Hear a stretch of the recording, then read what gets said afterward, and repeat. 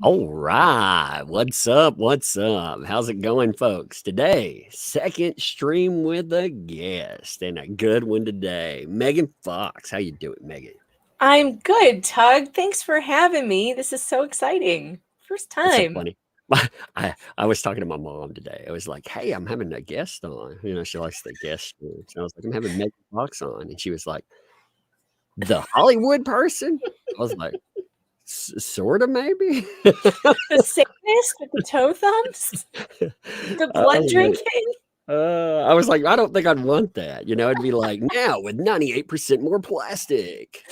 Oh man, she really screwed up her face. She I was know really beautiful. she looks like a broken Barbie doll.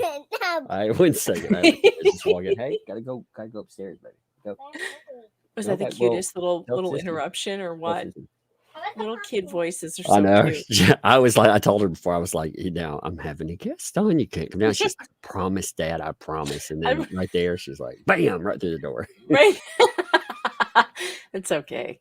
It's Oh, she's all funny right. like that. Oh, it's funny. I'm like, I tell people before streams, I'm like, hey, we have cute interruptions. So, Yeah, I had my man, name first, by the way, because I'm older than her by a lot. yeah, And exactly, exactly. so You're like, what a pretender, you I'm know? I'm the OG. Yeah, exactly. There's a contender and a pretender to the throne. Come on. Oh man. So what got you? I ran across you. We were talking about that. We were talking about the Johnny Depp running into people, and I was like, Megan Fox, the controversial Megan Fox. That's what I always heard from the beginning. The controversial. uh, why don't you introduce yourself? Let's do a little. I'm trying to let people know people a little bit, and then we get into all of our topics. You know what I mean? Sure. Well, I guess I am controversial. I guess that's true. And it's because I write for conservative media, and that's just something that, you're not allowed to do without being called names. And I have been writing for PJ Media for the last oh gosh, almost 10 years now, but I was a writer before that, and I wrote for Front Page Magazine and David Horowitz's. He had a website called Newsreel Blog that I wrote for before that, and you know the. I have always written about either politics or my opinions on things, and a lot of people don't like my opinions on things, and that's okay. A lot of people do, but when it came around to I kind of lost interest in politics over the last couple of years, and I've been really focused more on culture stories. And I wrote a couple books about taking local government to account, and like making local government live up to its own rules. I wrote a book about that. It's called Shut Up: The Bizarre War That One Public Library Waged Against the First Amendment. This is about a library in Orland Park, Illinois, outside of Chicago, that was allowing men to watch porn near kids, like gross. Uh, And this ended up in like lawsuits. This woman sued me for defamation. It was insane, just for reporting what they were doing in this place.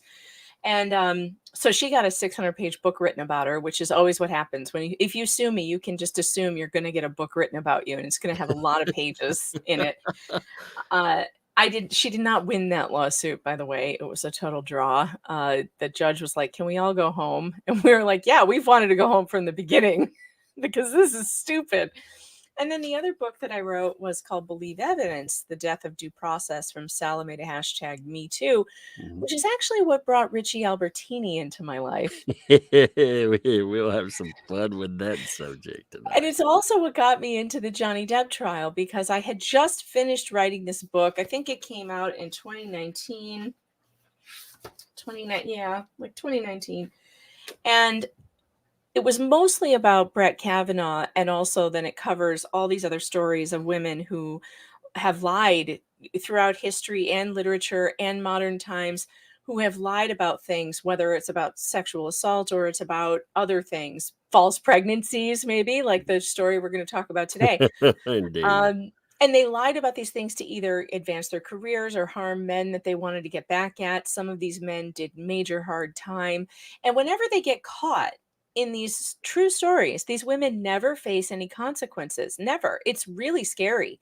And you wonder, when feminists say things like, oh, well, false allegations are only 2% of allegations out there. There's no way to actually know that because that was based on one study, and we don't know all of the times that the false allegations went unreported. And I Well, and think they we learned the through this mathematics case. on that is broken anyway. You know, they're like, oh well, there's 100%, and only 10% of those are actually reported, and of that we have a percentage. And it's like, well, you just inflated those numbers, then, didn't you? If you're saying, out of the reported 10%, then Hmm. Well, right. And it also, the original report said 2 to 10% are false. 2 to 10. But when the media reported it, they left out the 10 and just said 2. So it's like, well, wait a minute. And those are just the ones that were reported and investigated. What about the ones that were not investigated and not reported? So I think it actually happens a lot more than people think, which I know is scary, but it is a reality, and it's something that I like to talk about. I thought the Me Too movement was extremely dangerous to freedom, to liberty, to due process, and so I wrote about that. The last couple of years, I've really just been writing about pop culture stuff, and what I see is, media, big media interference in all kinds of things, from elections to just the way we see one another, turning Americans into enemies when we don't need to be enemies at all. I grew up in a time, and you're about as old as me. I think we're about the same age. We're Gen X. You're Gen X, right? no, I'm only 20. No, I am. Yeah, of course. Well, Gen Xers grew up in a time when your neighbors and friends, it didn't matter who you voted for, you were still neighbors and friends, and you still Yep. could go to the bar and have a beer together. And now it's so weird, this cancel culture nonsense. I think I started writing about you actually when Taylor Lorenz came after you for making money on YouTube. How dare you, sir? How dare you? That was such a funny time. I have to say, it's shocking. I like I said, I talked to my mom about stuff, and I was like, "Hey, mom, guess what?" She's like, "What?" I was like, "Hey, I made the Rolling Stone," and she was like, "Well, that's nice, dear." And I was like, "Yeah," and I was like, "They're calling me a sexist, mom," and she's like, "Hey, that's nice, dear." You finally made it. Yeah, I was like, I was like, hey, and it was wild. I was like, you never picture, especially in youth, like you're talking about growing up. These were institutions with at least names. Maybe they were full of BS before, but they had really good spin to them back when. But Right. yeah, People the Washington respected them. Post, all of those, man. Yeah, it doesn't really, it's terrible. I mean, there's just been a real decline in people's opinion of the media, and it's their own damn fault. And on top of all of that, that I have done the writing and all of that stuff, I'm also a mom. I have 3 kids. Mhm. That's my main job, is to be a mom. I have chickens that I have to take care of, and those damn chickens, oh my God, every day is something new. Today it was the water is fucking frozen. So now the thing that the heating element is burned out in the water thing, and I had to buy a new one, which was another $50, and get it hung up in the freezing, frigid New York cold and hope that it's not a frozen block by morning. So I'm still not sure if it was the thing, the heating element, or the outlet. So we're still waiting on that. I heard Uh, I'm a Eric chicken July was mom. talking about his mama and the chickens in one of his videos, and I was like, yeah, that's country living. I wrote him. I was Oh like, yeah. yeah, man. When I was a kid, my great grandma, she used to have chickens, and my mom hates snakes and stuff. So I was little, and I thought I'll help out. So I ended up catching my first chicken snake. I didn't realize they're any Ooh. big deal, and I stuck it in a bag and I took it home. And You're like, my hey mom, mom, look what I got. yeah, and I was like, Yikes. "That's country living, baby." And, Hmm. I grew up in Chicago, or outside of Chicago. And my husband's from the city of Chicago. We lived there for most of our lives, and then he was transferred to New York, but not New York City, New York, New York. We live in the wilds of New York State. I mean, and it is wild here. There are bears and foxes and all sorts of crap that I've never seen before. And we immediately got chickens when we got out here because we thought it would be fun for the kids, Yeah, real we, fun. I'm the only we one who takes care of these monsters. Ugh. Wow, chickens are so much work. When I was a teen, we used to hustle and make money anyway. We worked for farmers and stuff, and that was one thing. Me and a friend we were like, "Yeah, chickens, baby. We're gonna make some money," you know? And I was like, "Yeah, not so much." No, you're gonna spend a whole lot of money Yep, to make yeah. maybe a fraction of what you pay for the chicken feed, especially lately. Chicken I feed has gone up I can't even huge. imagine it. Like my uncle, he gave up farming. It was interesting. He was a soybean farmer forever, and the costs just got insane. Luckily, we live in the nursery capital of the world, so the government actually will pay you Really? to raise trees out here. Yeah, yeah. So Yeah, yeah, if isn't you that if you go to interesting? yeah, if you go to New York or San Francisco, probably 95% of your trees come from here. So Hmm. yeah. Well, it's funny, I thought we were gonna get rid of the chickens because they were really annoying after a while, and we were like, "Okay, that's it. We're getting rid of these things." And then COVID hit, and there was a literal shortage of eggs, and I was overflowing in eggs. And I remember, and I'll never forget it. My husband and I looked at each other and we said almost at the same time, "We're gonna need some more chickens." We're Uh, we were so happy to have this other source of food. We're oh like, "You yeah. know what? We're not gonna starve. Like, no matter what happens here, I mean, we might have to eat scrambled eggs and rice every day, but we'll be okay." Let's hear I had always stocked up on, different things and toilet paper. I was like, I was like, I have I'm a king in this area because I had like, I don't know, 400 rolls of toilet paper stocked up. People are like, "Hey man, can you hook me up?" I was like, "Yeah, you need some food?" "No, I need some toilet paper." I'm like, "What?" That was the weirdest thing ever. Of all the things, like, cause I did cloth diapering, and I mean, of all the things to stock up on, you don't need toilet paper, right? You can just wash your butt. It's like, or just cut up some towels and then wash them. Like, it's not that hard. Keep a bucket next to the toilet and, like, just wash them. I don't know what it is with people and toilet paper. Of course, now everyone got a bidet, including me, and I really can't believe we've lived without one, to tell you Hmm. the truth. Like, I really can't. we, I can't even imagine that. I can't even imagine that out here in like, rural Tennessee. "Hey, I got a bidet."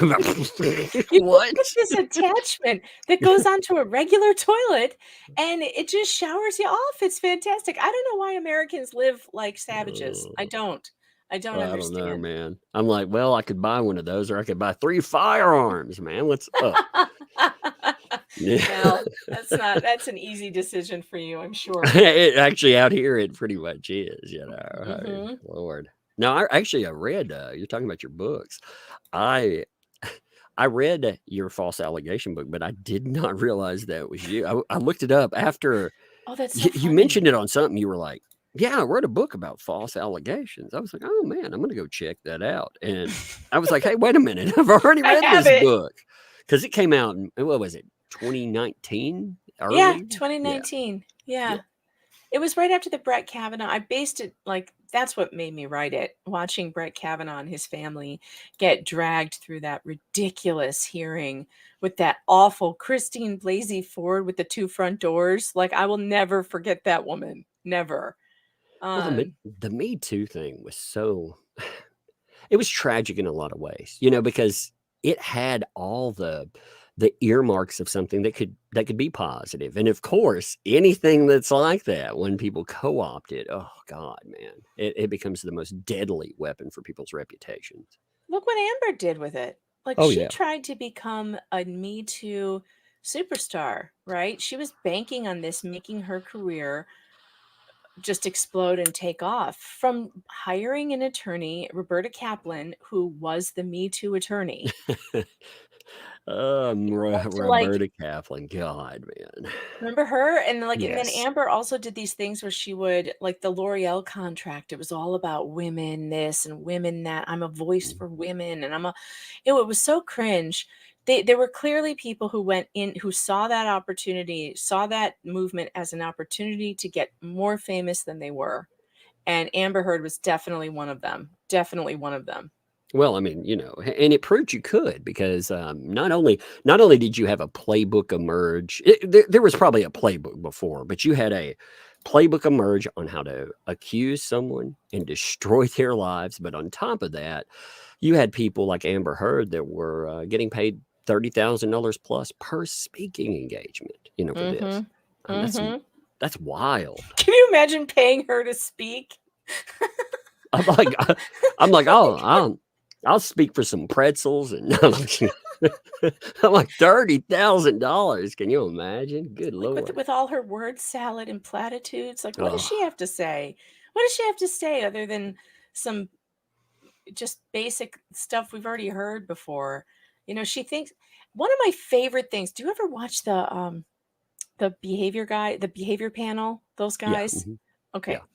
Well, they did a thing on her once. They did hmm several of them, but one of my favorite things that anybody ever said about her was one of those guys. He goes, "Look, I do this party trick. I do a party trick at parties. I can guess what what the last book is they read with almost 100% certainty just by talking to them. I can guess what they're reading at the time." And he goes, Amber Heard wants you to believe that she's a big reader. She posts all these pictures of herself on Instagram reading all these big books and whatnot. And he goes, and I can tell with absolute certainty, looking at the way she speaks and what she says, that she hasn't read any of them. Oh no. You could 100% tell that. And what was interesting is when all of her witnesses got together and they talked about, this is what she presents herself as, and this is what we do. And they would talk about, hey, she's reading all these current social trends. I was like, yeah, philosophy and theology, that doesn't fit with, pop culture fads. No. And like I just didn't buy it. Like I could tell by the way she spoke as well. Somebody who uses the term parakeet floors doesn't read very much. Like you just don't. Your vocabulary is not where it should be if you are such an advanced reader, ma'am. Like what was the other thing she said that was so funny during the trial? That was a major mistake. It was like parakeet floors and I was rolling over it. Now I'm not going to remember, but she made so many mistakes like that. It was like, Mhm. no, this woman has a low IQ. This You is could tell. not You could she's tell she's she had watched pretending. this stuff. You could tell, like, I've worked with enough people in the mental health field that you can see people that fake it. I've seen it before, and you could hear it in the way that she thought a victim would act, like the carpets, staring at the The carpets dirty again. carpet. Yeah, And there I people was they fixate on staring at the dirty carpet. Yeah, I mean, I stepped on a bee and all that fun stuff. But you could tell, like, that's working in something you either think people will say, or you're working in like the I stepped on a bee. You're working in a specific point of reference that probably is true. That part probably is true, and the rest of it's false. Mm. Yeah, there was a lot of that. And she just reminded me of a person who is a poser, who poses as something that they aren't. And she really wanted to be known or seen as something. And then like the real her was the party girl who did too many drugs, drank too much alcohol, went to too many underwear parties. Yeah. And like that was really what she was into. She wasn't into books, but she would put photographs of herself. Some of the best, I did a stream on this once of all of Amber Heard's look at me and how smart I am and I read Instagram posts. One of them, she actually had someone take a photograph of her sitting on her bed early in the morning wearing a silk bathrobe with a newspaper, a newspaper tug, like a literal New York Times or something, laid out over her lap with her little cup of tea. Like this is what she does in the morning. Nobody gets a newspaper delivered anymore. You sit on a throne of lies, lady. Like you bought that for the photograph. And like who's in your bedroom, by the way, at 6 a.m. taking this picture, this perfectly coiffed picture of you reading the paper in bed?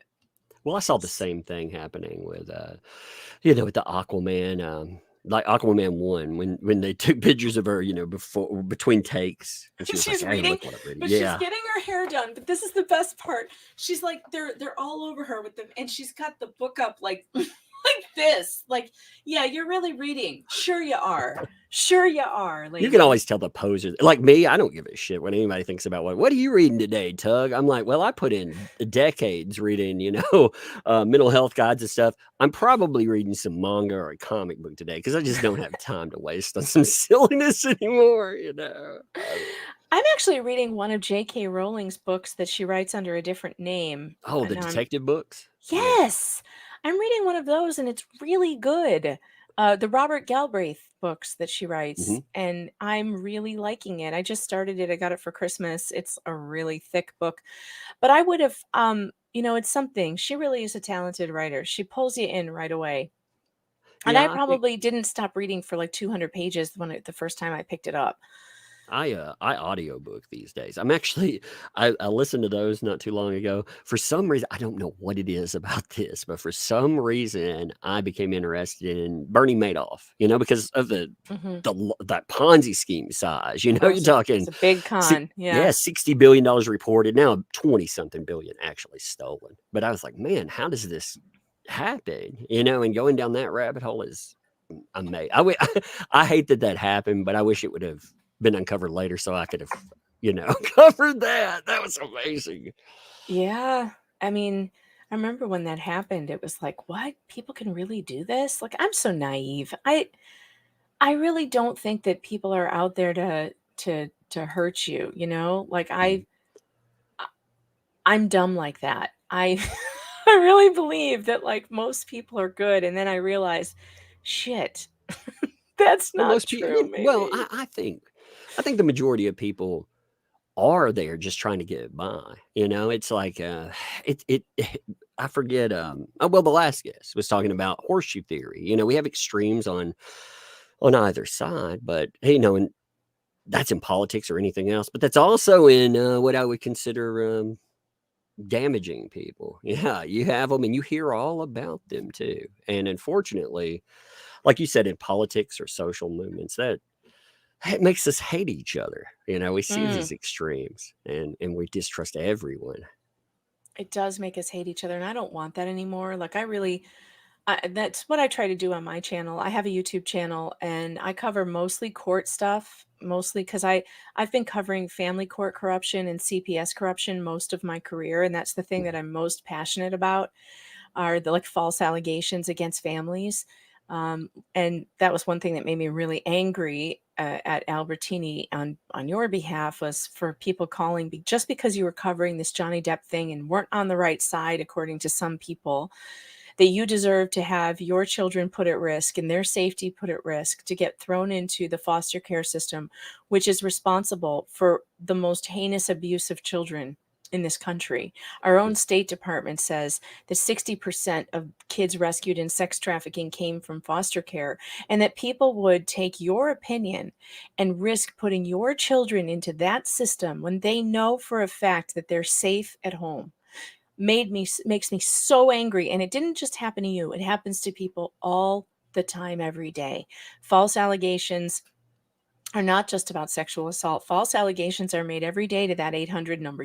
Any crank can call that 800 CPS line and falsely report someone they just don't like, and drag them through court and cost them, bankrupt an entire family for nothing. And I have reported on those stories, Tug, for years. That's one of my biggest things that I have done. And so I just kind of naturally, um, my channel just kind of naturally morphed into the same sort of things that law tubers cover, because I have had a lot of court experience and it's a genre I really enjoy. And Johnny Depp was the first live trial that I covered. I was actually watching Ricada streams and I got so upset because I had so much to say that I was like, oh, fuck it. I just got to cover it myself. You gotta do it yourself. Yeah, And just did it. I didn't know him at the time. It wasn't like I could call him up and be like, have me on, I have shit to say. So I was just like, okay, I'm just going to sit in my chair and cover this. And it became like this. It was so fun. We had such a great time. My sister's a lawyer. She joined me on the stream a lot. I have other lawyer friends whose stories in family court I've covered, and a couple of them joined me, and we had a great time. And then it just snowballed. It went out of control. My channel grew huge in that time. And then Ricada and I connected, and then it really grew. And we had such a fun time meeting each other, and we're like separated at birth, he and I. It's weird. he's It's weird. he's a fun dude, man. I like Ricada. He's funny. I I'm love terrible Nick. about guests. I've told him that. I'm like, dude, I need to have you on, but I'm terrible about it. But I'm going to remedy that in 2024, baby. He's great, and he makes me laugh so hard. And I was a big Rush Limbaugh fan, and when Rush died, I had such a huge hole in my day. And just so I used to work for his company. I used to work for his syndicator, Premier Radio Networks. I was in broadcasting for a while, just doing marketing work or whatever. I was like a secretary, but it was so exciting for me. Back when I was like in my 20s, I used to send signed autographs on his picture to affiliates. And a few years ago, when I moved to New York, I had done some broadcasting for PJ Media and whatnot. And I fell into an opportunity to sit in for a local radio host here for 4 hours, Bob Lonsbury. He's on Wham 1180. And they asked me to sit in for him. And I remember I was like, wow, this is amazing. And I get to the studio, and I'm in his studio at this AM station. And I look to my right, and there, sure as shit, is the picture that I sent them 20 years ago of Rush Limbaugh's autographed picture just hanging on the wall, because it was his affiliate there. I mean, what a just awesome thing to have happened. I about died. I was like, I know I put that picture in an envelope and sent it. How crazy is it that I'm sitting behind this microphone? And I got to say, because he was not gone yet, I got to say, and up next, Rush Limbaugh, which was a lot of fun. I've never been able to do that. It just was awesome. What an opportunity. What do you think about okay, so I was watching the Clayton Echard backlash, and I noticed my name come up as no, not that person. But it was interesting because I noticed you a lot. They were like, yes, we want a woman to go. No, no, not her. Not Megan Oh God, Fox. not her, not her. Yeah, what do you think about that? Reddit and I don't get along, really. And I don't know what it is about people who are on Reddit pages, but this is now the second Reddit page that really hates me. The first one would be the Take Care of Maya free page, because I covered the Maya Kowalski trial, and there's an entire page on Reddit that thinks that Maya was abused by her mother, which is total bullshit. A jury found it was not true. The judge just affirmed today it was not true.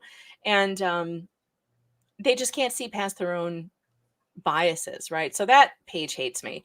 Well, then this Justice for Clayton page, and admittedly the mods are great. They reached out to me and they're cool, but the people on the page have been begging for mainstream media to pick up the story about Clayton Echard, former bachelor, being accused of fathering twins with someone that he only had fellatio contact with. That's wild, dude. The excuse, so that interview where some of that's described, how that exactly happens. I went back and listened to some of that. I was like, what in the name of I learned a lot. I I'm mean, I so learned a glad lot he about. did that.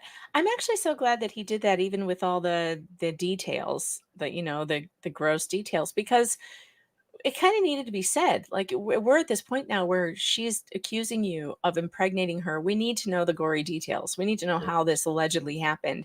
And hearing him say it, it's like, oh my God, she's clearly conning you and everyone else. And how did people not notice this until now? So Dave Neal, he's out there covering this by himself. He's this bachelor podcaster. He's got a pretty decent sized show. He's got 75,000 followers on YouTube. Not a huge channel, but bigger than mine. And he's out there covering it all on his own, and nobody in Bachelor Nation would pick it up besides him and Reality Steve. And Reality Steve has always been the kind of character who just doesn't give a shit. I love Reality Steve. I've been listening to Reality Steve for years. I listened to him when he was doing his spoilers for the old Bachelor episodes that I used to watch. Well, it doesn't surprise me that Steve is one of the only guys who stood up and talked about this story. Well, everybody was scared because this person they're calling Jane Doe, whose name is actually Laura Owens, and we can say it because she doxed herself. Like, she literally told people, I'm the woman. Yeah, And then I read her going after Dave. So I mean, it's so crazy. And Oh, then Reddit is all, so there's this entire Reddit subreddit that's dedicated to exposing this hoax, right? And they are just dying for some kind of media attention. They need the media attention, and they're desperate for a woman to cover this story. They've had enough with the men. We need more women to cover it. So I'm like, "Oh, I'll do it. Yeah, absolutely, I'll do it. This is exactly the kind of story that I would tell. I'm very interested in false allegations. Obviously, I've written a book about it. I will Mhm. I will absolutely tell this. Well, they get wind that I'm going to tell it because Dave Neal says he's going to be on my program, and they go absolutely apeshit. Like the entire page, he gets a letter, Tug, a strongly worded letter, and telling him not to come on my program and to cancel with me and you, by the way. Yeah. Because Yeah. the first thing I did was text you. Yep. I was like, Tug, Yeah. You were you like, I gotta got get in something here. for you. I was like, really? Do tell, because that, if there are certain people like you talk to a little bit here and there, but if they're like, yo, this does what you do, what you go out here and talk about. I mean, it seriously, and I know that you've looked at it. It's not just some random I thing that's don't popped up. often tell people to get in on stories. I will just tell it myself. Like I don't often do that. But when something like this comes around and I saw how badly Dave Neal was being treated, Mm, how badly he was being ignored by the Bachelor community, I knew that it was going to take an entire army of people on YouTube unafraid to tell this story. And that's what I was looking for. I went to Legal Vices to Jeff and I was like, Jeff, you got to tell this. I know you don't want to be sued or anything, and this woman is litigious, but you're in Korea, it'll be fine. and mm. and I'm going to tell it. So, and we'll monetize the shit out of it if she sues us. Don't worry. You know, it'll be Well, and fun. Well, you have to balance that. I mean, I talk a lot of shit. I'm like, I don't care. I don't want to be sued, but I mean, if you do, that's man, if it were me, I wouldn't want to twist in the wind. I wouldn't want to sit out there and have this happen to me. right? And I mean it's such a crazy thing to think of anyway. Someone can go into family court, say that they're pregnant, and there's nothing to stop you from getting financially bled and potentially, litigate. I mean, a judge could decide against you and there be no pregnancy. That's insane to me. It's crazy. Um, look, I just saw how Dave was being treated. And I just figured, Dave, I don't know Dave, but I know that he's doing good work on this story because I looked at the evidence and I looked at the legal paperwork, and there was no legal reason for her to sue him in any capacity, right? And to me, when someone's being wronged like that, and if I can lend my voice to help it, to remedy it, I'm going to do it. And I don't care. I didn't ask who Dave voted for. I don't Right. give a shit. I Right. don't give a shit who he votes for or what his views are. Or I would never ask that, and I never have, in order to help somebody who came to me who said, I need help. We've never had that. It's funny because I saw the way that came up, and if people listen to different ones, I mean, we're all shoehorned into this same, because we're all bad guys that need to be canceled, apparently. But I Right. mean, a lot of us don't agree on any of that, but that's not what we talk about. Again, maybe that's generational. I'm not I think it sure. is. I don't I know, think it man. is. I think we come from a generation that we can talk to each other about anything. And Yeah, it doesn't matter if you disagree with me, like, let's say on, I don't know, nationalized healthcare. And I feel like, nah, I'm kind of scared of that. And you're like, no, I think that's a really good idea. I feel like we could talk about that and even not even come to an agreement and still be right. like, all right, well, but we can't agree on these other things. So let's do that. Like Dave Neal does not have one opinion that I couldn't sit down and talk to him about. And whether I convince him or he convinces me or nobody convinces anybody, it's still worthwhile to have that conversation, isn't it? Dave also, you could tell from him talking that he doesn't want to hurt anybody. Like that's the thing. Like And I respect that. yeah, he doesn't want to offend or like me. I don't care if I hurt your feelings. Like, I mean, Right. just I'm like, well, Grow up, like rub what? some dirt on it. Yeah, I mean, I've had people like it was funny during the trial. Some people wrote me, and they wrote me about you and Ricada and a few other people, and they were like, "How dare you like deal with these people?" You Sometimes I would got laugh. letters about me? Yeah, there were people that like that person is horrible, and I'd write them back, and I'd be like, Yeah, you I know, guess. I'm a real big baddie. I don't yeah, know. you're terrible, man. I mean, a monster there. I'm just a monster. I was just like, what? And that's supposed to be something that's a problem for all of us, and it points to why we can't get anything remedied, because if we're so divided over that Mhm. 0.1% difference in our lives, we can't actually go out and fix law or go out and challenge false allegations. We're too busy slap fighting over the things that these people want us to fight over. Oh, it's terrible. I mean, it's such a don't they see it? Can't they stand back and be like, this is a trap?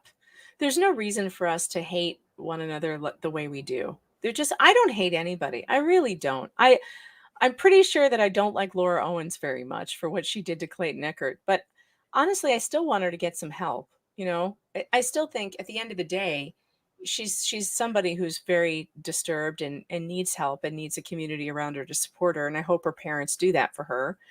And I think that maybe she needs some time behind bars. But other than that, I hope she gets well. I don't really hate anybody, Tug.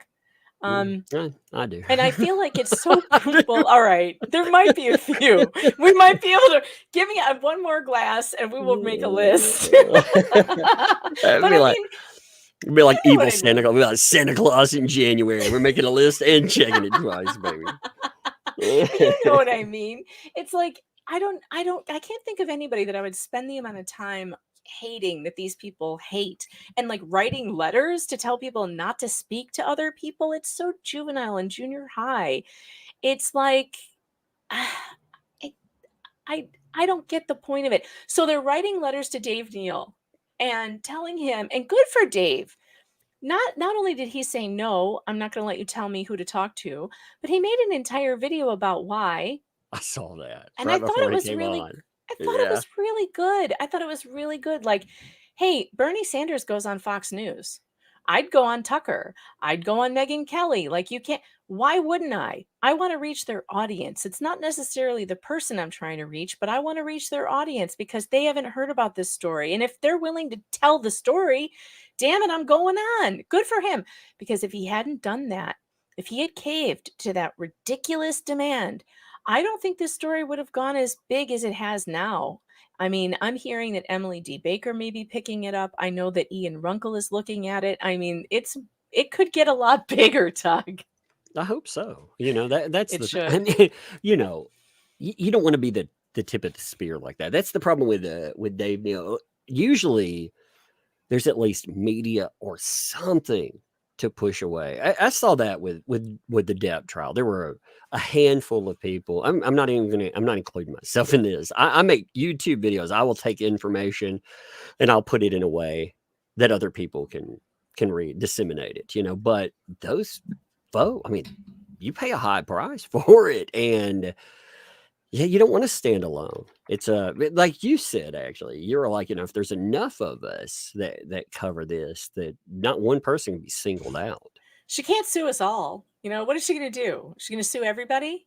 Like, good luck. And Dave, poor Dave, he's been out there by himself for a long time and he's under a lot of stress and his wife is pregnant. Can you imagine?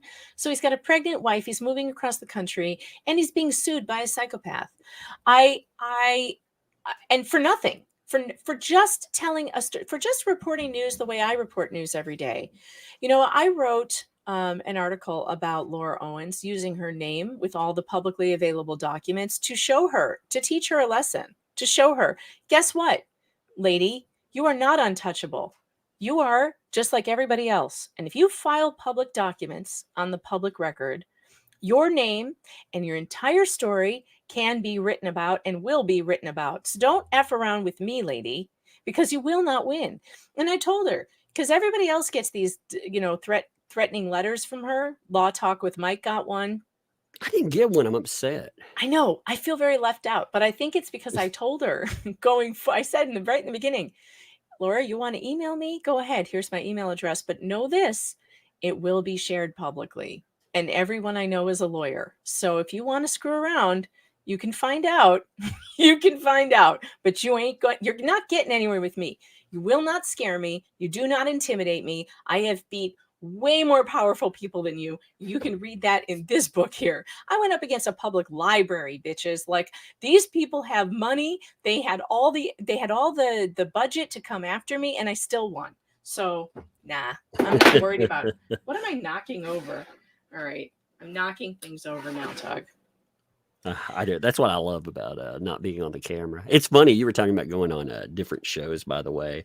They wouldn't have me on. I was like, well, I first got hit up and they're like, hey, come on, tell us about all this stuff. And I was like, I don't know about that. Why not talk to the survivors, like so many female survivors out there? Ask them why they back this. And they're like, no, come on. And I was like, well, I'll come on. One condition. Can I be like a giant talking pickle avatar? And they just stopped talking to me.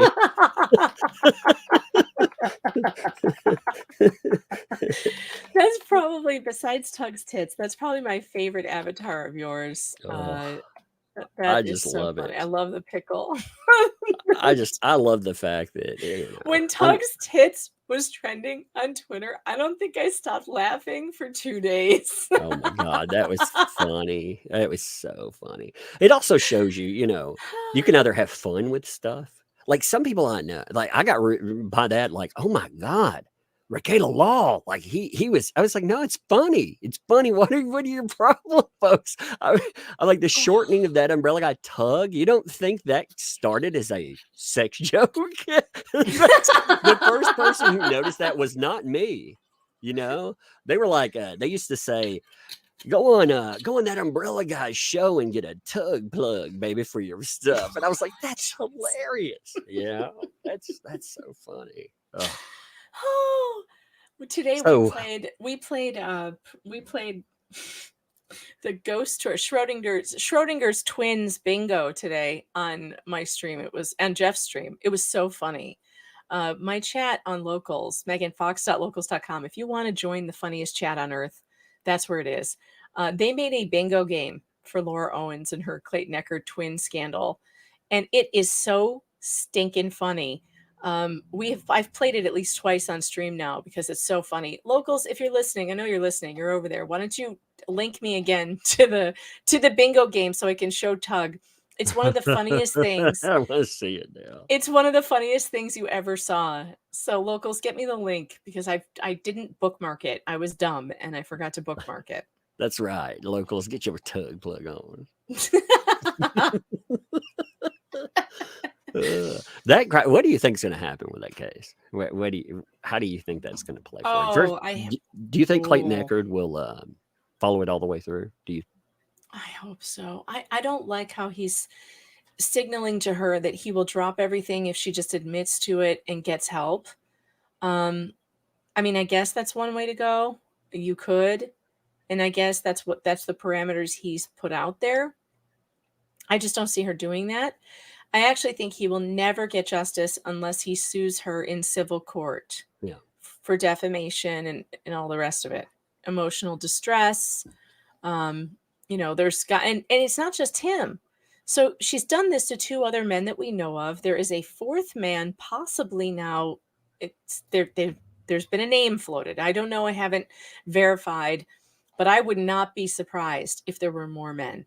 So we've got Greg Gillespie, a man named Mike, and Clayton Echard for sure, all have court cases against them that she started, alleging these pregnancies, none of which anybody thinks were real. Nobody thinks she was pregnant at all. She's alleged all kinds of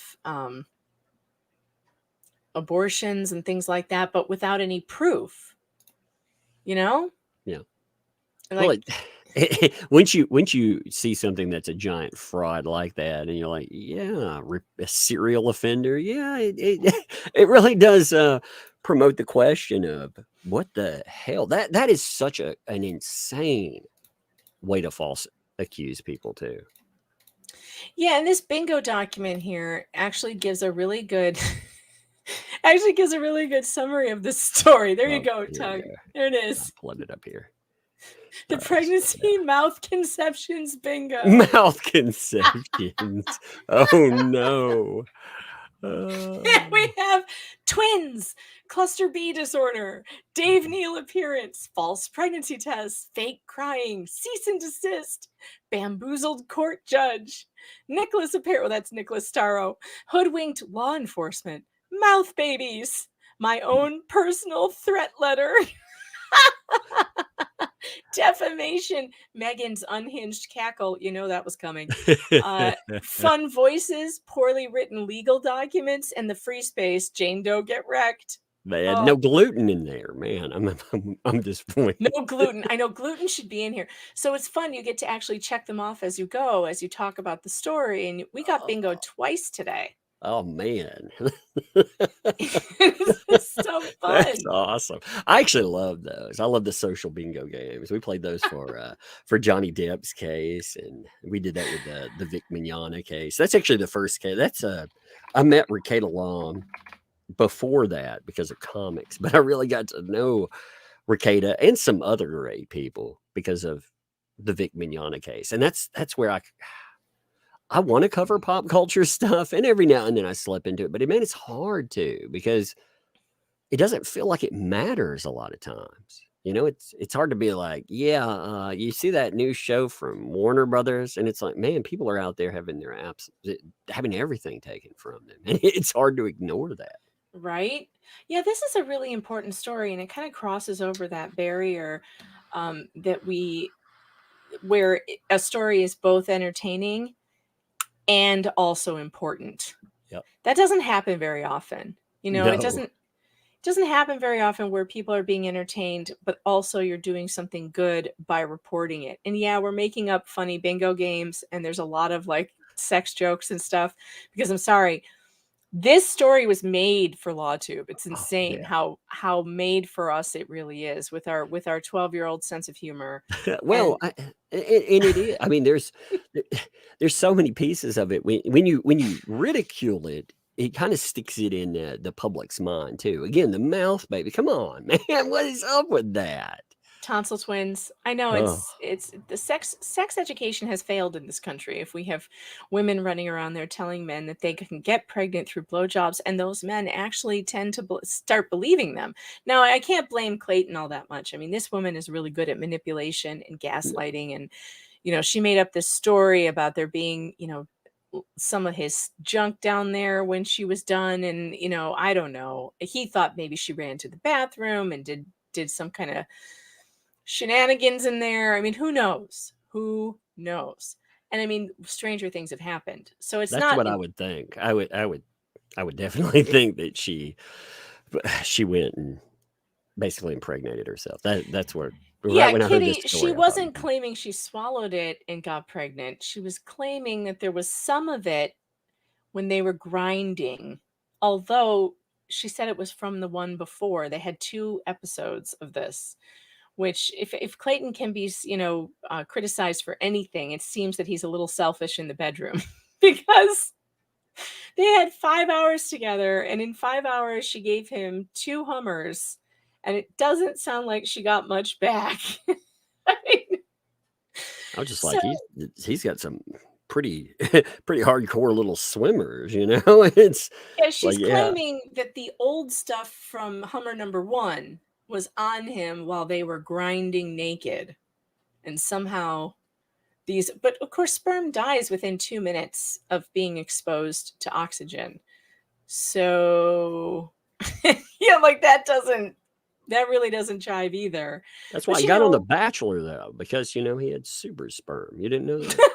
That's one of the requirements. I saw the behind the scenes interview. No, actually. You know, it's fun. It's funny because I've never watched The Bachelor or ever cared, but that doesn't matter. You know, I'll see people, they'll see this as a problem as long as it's part of a fandom that they like the whole blowback to yourself or myself. I saw you're anti Me Too, and it's like, no, I'm anti it being weaponized and destroying people's lives. Since it's been co-opted like that, yeah, it's broken, it's useless. In my opinion, it was not used for anything good. I can't think of one thing except for maybe Harvey Weinstein. Was there anyone who actually legitimately was put in jail after a fair trial? besides Weinstein and maybe Bill Cosby, but then even that got, overturned or whatever. You could So, you could tell the problem, like Asia Argento at the very beginning. She was one of the accusers that came out for Weinstein, and then she was accused, and she came back, and by then it had already morphed into not Me Too, it had morphed into Believe Women, and that's what she played. She was like, "No, you need to believe me when I talk about the accusations against me, because Me Too." And I was mm, what? So it wasn't about uh, perceived victims, and it wasn't about yeah. accusations, you Y- know. It wasn't, and also it felt to me like it was specifically geared towards getting rid of men that you wanted to get rid of and elevating yourself at the same time without having to give any evidence in an actual court of law. None of them really seemed, other than the Weinstein people, none of them wanted to go to court. They just wanted to point their finger like the townspeople in the Salem witch trials and say, I saw Goody, so and so down by the river dancing with the devil, and let them be fired and canceled. And, like Chris Noth. Chris Noth was fired and canceled off of his show, on the word of 3 women that never went to the police and didn't have any intention of going to the police. I don't think you should be able to do that. I think if if you want to tell your story and say, this terrible thing happened to me, I'm all for it. And I will Yep. believe you and I will listen to you and I will say, I'm sorry that it happened to you. But the second you point your finger and you go, and he did it, well, now I'm going to need some proof, because now you're pointing your finger at an innocent person who's innocent under the law unless proven guilty in a court of law. And I don't think that the court of public opinion should be used to destroy someone's life when they have not gone through that legal process that they are entitled to by the Constitution of the United States. It's not a suggestion that you're innocent unless proven guilty. It's the law. Well, they go, that's where people confuse evidence and empathy. Like you said, that first part, that's just somebody relating a tale. But unfortunately, it became it became a very potent weapon, to the point I would cover this in just comic books, and I didn't even get into Hollywood or anything. And I was seeing in the height of Me Too, it got to the point, just in that industry, 3 accusations a day between Americanized manga voice actors. I mean, 3, I couldn't keep up with it anymore. That's crazy. 3 a Yeah, day. it hit every industry, right? I mean, and then everyone was making fun of Mike Pence. Remember when everyone was making fun of him because he wouldn't be in a room alone with a woman? Yep. And they were like, that's sexist. No, it's smart. And now every man needs to behave like Mike Pence and That's never be alone. consequences. That's Never be consequences. alone. Yep. And don't be a mentor to women. Don't do that. Don't ever have your, I always tell my husband too, I'm like, because he's in management, I'm like, don't close your door, dude. If with any of these women that come to you, don't close your door. Don't do that, because that's you can be put, who knows? He did this, she said that, he said that, and nobody believes you if you're a man. Like they just don't. They will get rid of you first and ask questions later. And that's because of the Me Too movement. And I think it's terrible. I think it's bad. I think it has done more bad than good. And I think I can prove that. I think I did prove it. I wrote it in a book. You can buy it on Amazon. And, you know, that's how I think about it. And for that, Reddit hates me. They say I've harmed women, but no one can come up with a list of these actual women who I've harmed. See, if I would make the argument, I would say, no, I've harmed abusers, because that's what we're talking about here. We're talking about abusers. And if you think abusers are only men, well, I've got news for you. I have a whole entire book full of women who abused men. And I'm against abusers. I've not harmed any women who were telling truthful stories about what happened to them, but I have harmed some abusers. But I think I'm okay with that. Yeah, totally. Somebody asked, by the way, what a cluster B is. That's a personality. You saw it play out very prominently with the Amber Heard trial. You have the histrionic personality, narcissistic or borderline personalities. Borderline. Yeah, I mean we see that, and again, those are catch-all They are boxes. And oftentimes they are used as excuses for, because none of these people, here's the thing. First of all, I'm not remote diagnosing anyone, make it clear. But when people bring that stuff up, these folks are not going to get mental health treatment. So they're not voluntarily going in and saying, hey, I recognize this about myself. Therefore, I need some help. No, people on the outside, either it's been court ordered and there was some kind of discussion about it, or someone else brought that up, and or maybe they were diagnosed, but when you find out about the reason that they were, like Amber Heard, for example, apparently she had some very explosive anger issues. When I read those therapy notes, I was like, man, I know what you write because you want to get paid. You write that in the insurance company, you're hoping they'll pay something, or somebody's paying you privately and you continue. So you write it in the nicest way possible because you're that person's advocate. You're saying, yes, they are moving forward. But when you read between the lines in some of that stuff, it's like, wow, that's a scary person. And Dr. Curry's testimony, Shannon Curry's testimony at the Johnny Depp trial was perfect, describing all of this. If you want more on that, you should watch Dr. Curry. I played it on my stream the other day because I wanted to play this. I shared it with you. I don't know if you want to play it or not, Tug, but I don't know did you get a chance to watch this? I sent it to you. Yeah, I did. Yeah. Okay. I would be so this is actually a video that Laura Owens posted to a public Facebook page. And you can tell that it's public because in the very beginning, she says, my name is Laura Owens. Now, if she had really been just posting it to her friends on Facebook, as she claimed later, she wouldn't have had to say her name, would she? Because they would know who she was. That's true. Mm-hmm. But this is very clearly her attempt to control the narrative that is spinning away from her. And there are some things in here. I played this next to clips of Amber Heard on the stand, and it's uncanny, Tug. Yeah, when you look at it, I mean, do you want to play it? Let's play it. Let's see it. Let's just see it. My name is Laura Owens, and I know that before I even started this video, people on Reddit, just by virtue of the fact that I'm speaking up for myself, have started threads about me where they're critiquing my looks, where I'm becoming a meme.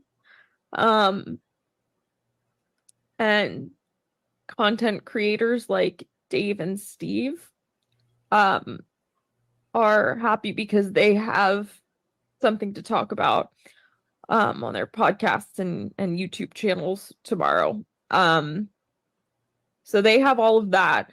And what I have is what I feel like no privacy anymore, no reputation, no name. And this is by no means a cry for help. I'm not suicidal right now. I'm not at all. I just feel like it's important for me to speak out and say that this is how I'm feeling as a result of what they've done to me. And this is how it looks like if you've been cyberbullied, as I have, and mischaracterized for months.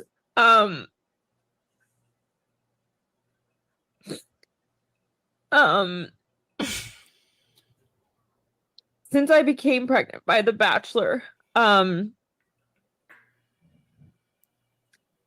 there were two men who I have restraining orders against who contacted that Bachelor, who contacted content creators, and they decided that it was free game to talk about my past. They said that I had done this before, and in saying that I had done this before, they meant that I had been pregnant before, which I have. I've been pregnant twice before, which is something that I really didn't want to come out because I thought people would judge me for it. That is so fake. And people laugh. The scrunching. That's the bee face. Yeah. I stepped on a bee. My dog stepped on a bee face. Well, it's also when people emote, you can see them looking introspectively. You can actually see the pain. It's a horrible feeling. It's secondary, especially if you've ever been through something horrible, dramatic. It hits you right in the feels. As I get older, a lot of shit hits me in the feels. And yeah, that does. That's fake. It's fake as It's hell. there is something like really off about it, and I think we all feel it as we're watching it. And it's not that so like if she were showing real emotion, I think we would all be feeling it. But we're not feeling it, and so the overwhelming response we have is to laugh at this. Right? You feel bad for laughing that someone is crying, but not when she's not really crying. There are no tears. She does the same thing Amber does. She wipes away snot that isn't there, wipes away tears that aren't there. I mean, this gets worse. It's like a cat screeching on the back fence. And yet the whole time I'm like, where are the actual emotions? Because I'm Yeah. not seeing it. And at one point, she goes from this face to a totally normal face so quickly. And it reminded me of Dr. Curry saying that Amber could turn it on and off. Remember that? She Yep. said she could just turn it on and off. Now, I don't know particularly what this woman suffers from, but it just reminded me of the types of things Dr. Curry said. What are you seeing here? I mean, again, not remotely. Not by diagnosing, Yeah, I mean. very clear. No, I mean when you look at it again, what I see in people, I know in myself, and you can see this in other people. When you bite back emotion or it comes out, it's uncontrollable. It's anxiety. It's panic. It's not just tears. There's an underlying condition with it, and it doesn't just turn off. And it's you can look at again the eyes and everything else. And this is somebody that has definitely gotten their way a lot with doing this too. You can tell that. Yes. Yeah. So this reminds me of a tantrum being thrown by a child who didn't get her way and is trying to manipulate the situation. And actually, she says at one point, this is the only way I could control the situation, that I could have control over this, so that I tell my story, because no one should be believing his story. Everyone should be believing my story. And she's the one, okay, in this too. People didn't just pick up on a story because something went to family court. I personally, I don't find any interest in that. She went to the media. She wanted the attention. Yeah, she went there. Yeah. I mean, she went hard at the She media went too. to The Sun, she went to Page 6, and she went anonymously, Mhm. but that didn't stop. That made people look into it. They went and found Clayton's name on the family docket, right? Because she did this. Yeah, Lord Narco Wookie says, and scene. That's exactly what this is like. Like, Yeah. watch some more of this because it gets nuts. Already, I know they have. And I did have 2 abortions in the past, but I was not there, right, dude? To say that. Like, I wasn't ready for that to come out.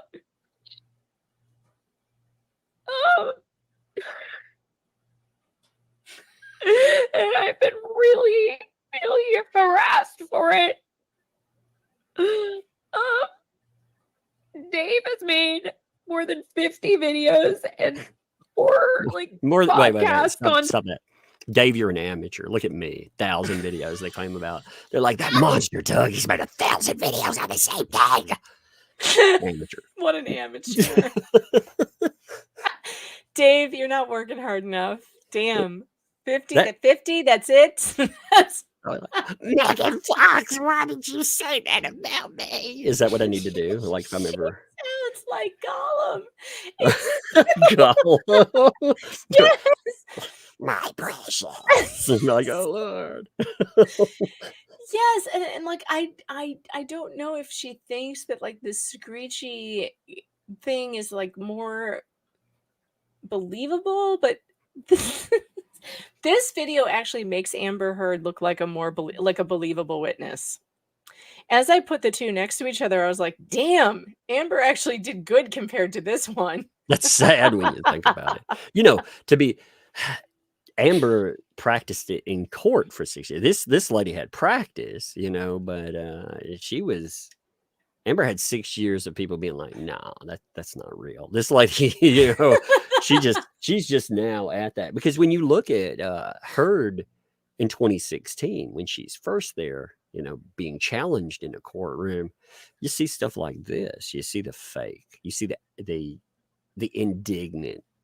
I just gross. Anyway, let's continue. At some point, so my locals crew actually took screenshots of this, and when you take still shots, it's really bizarre because she goes from these extremely hysterical facial expressions to totally normal, and some of them look like glee. Some of them she's smiling, like this one, like the one we're on right now. If you didn't know what we had just watched, this does not look like a woman who's upset. She looks No. like she's smiling. She's got, I don't know if it's duper's delight or what, as the body language guys would say, but it's strange. Her facial expressions actually don't match the words coming out of her mouth, which is bizarre. Like, watch it just keep watching, because it just gets weirder and weirder. Than I could possibly count talking about me. He specializes in Bachelor content, but what he's talking about has nothing to do with The Bachelor. It has to do with me and my past. It's shaming me for it. Now, right here, watch this. And it's like, I feel like anything that the shoulders shrug. Anything. So dramatic. Anything.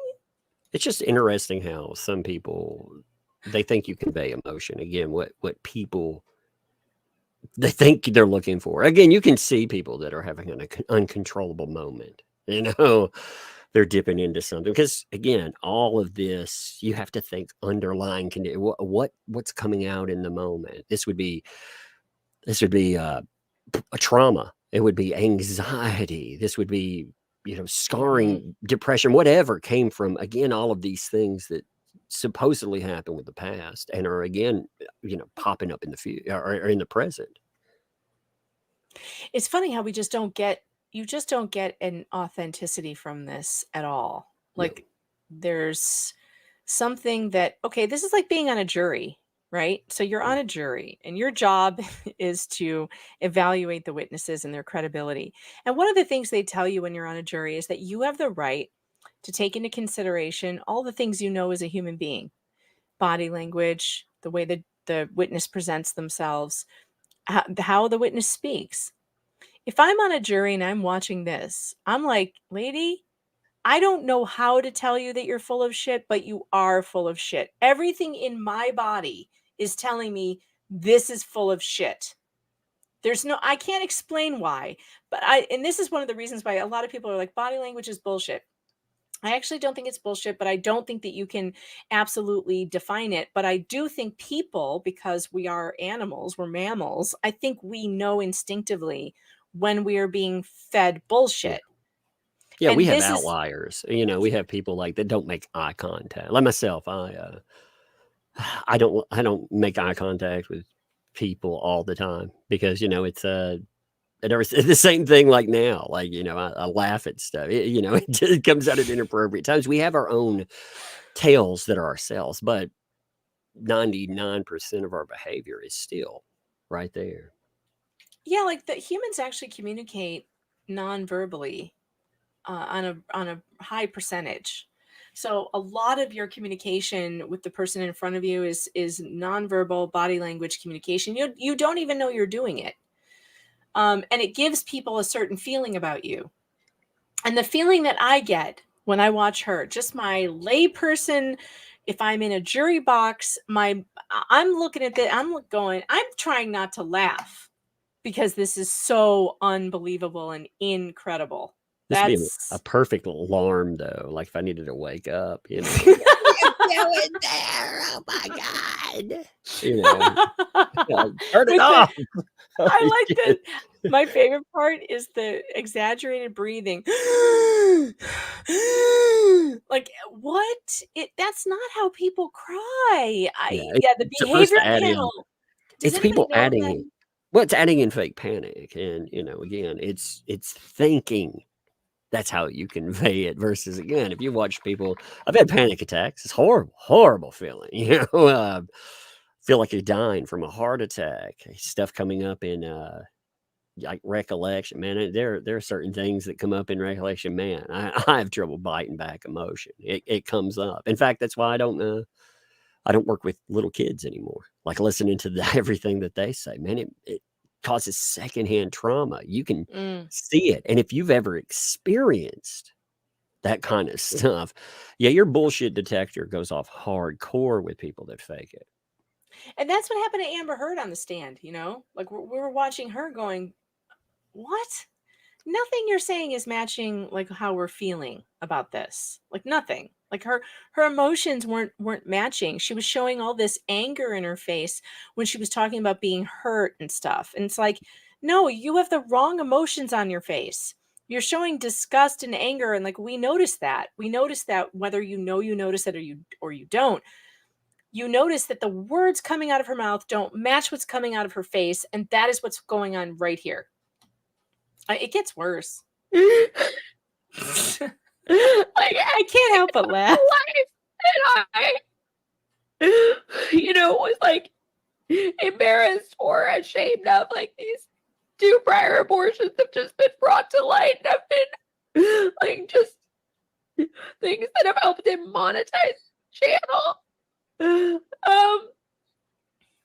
I've been called every name in the book. Steve has called me a dumbass. Fucking moron. Again, if that's the worst you've ever been called, get on our level.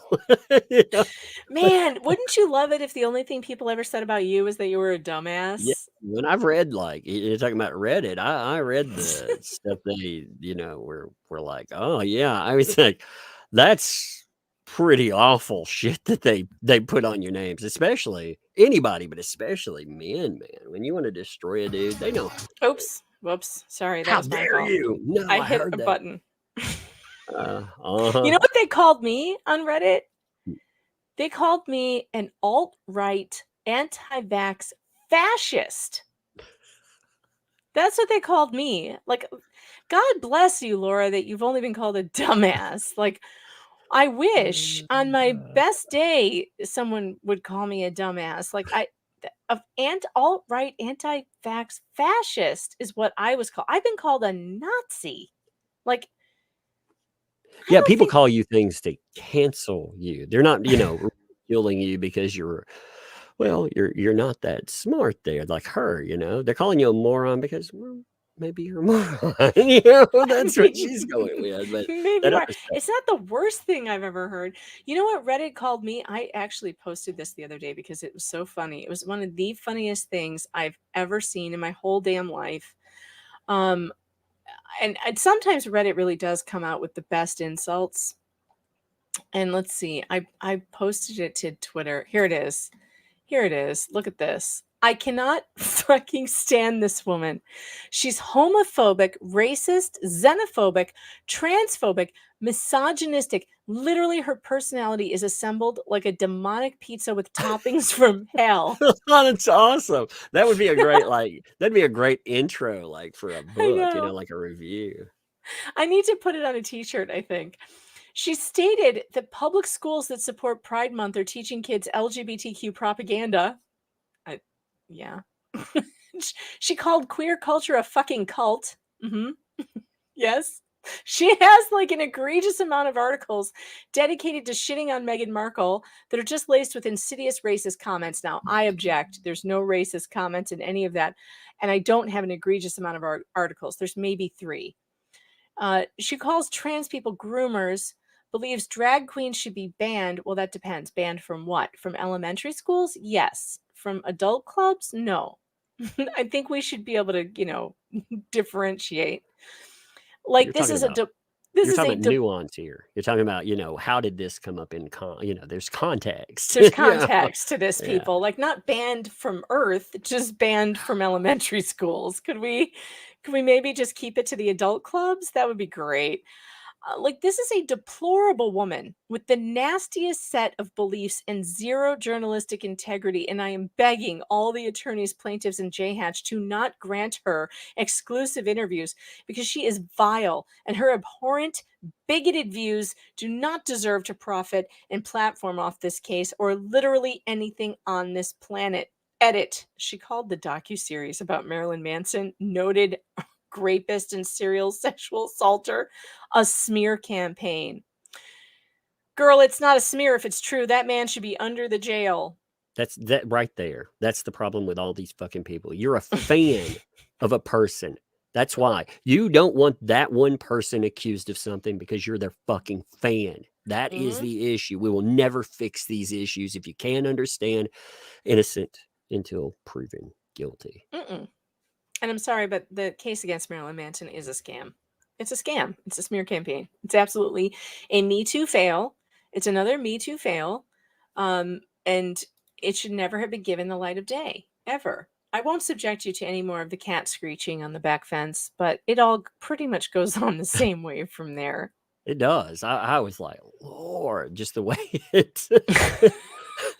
I was like, my Lord. And the thing isn't just doing that, it's uploading it for the world to see. This Yeah, she wasn't thought some that was a good random idea. thing. Yeah, it wasn't shared like, again, it's just like we were talking about with family court versus she went to the world and said, judge me for this. And people did, Oh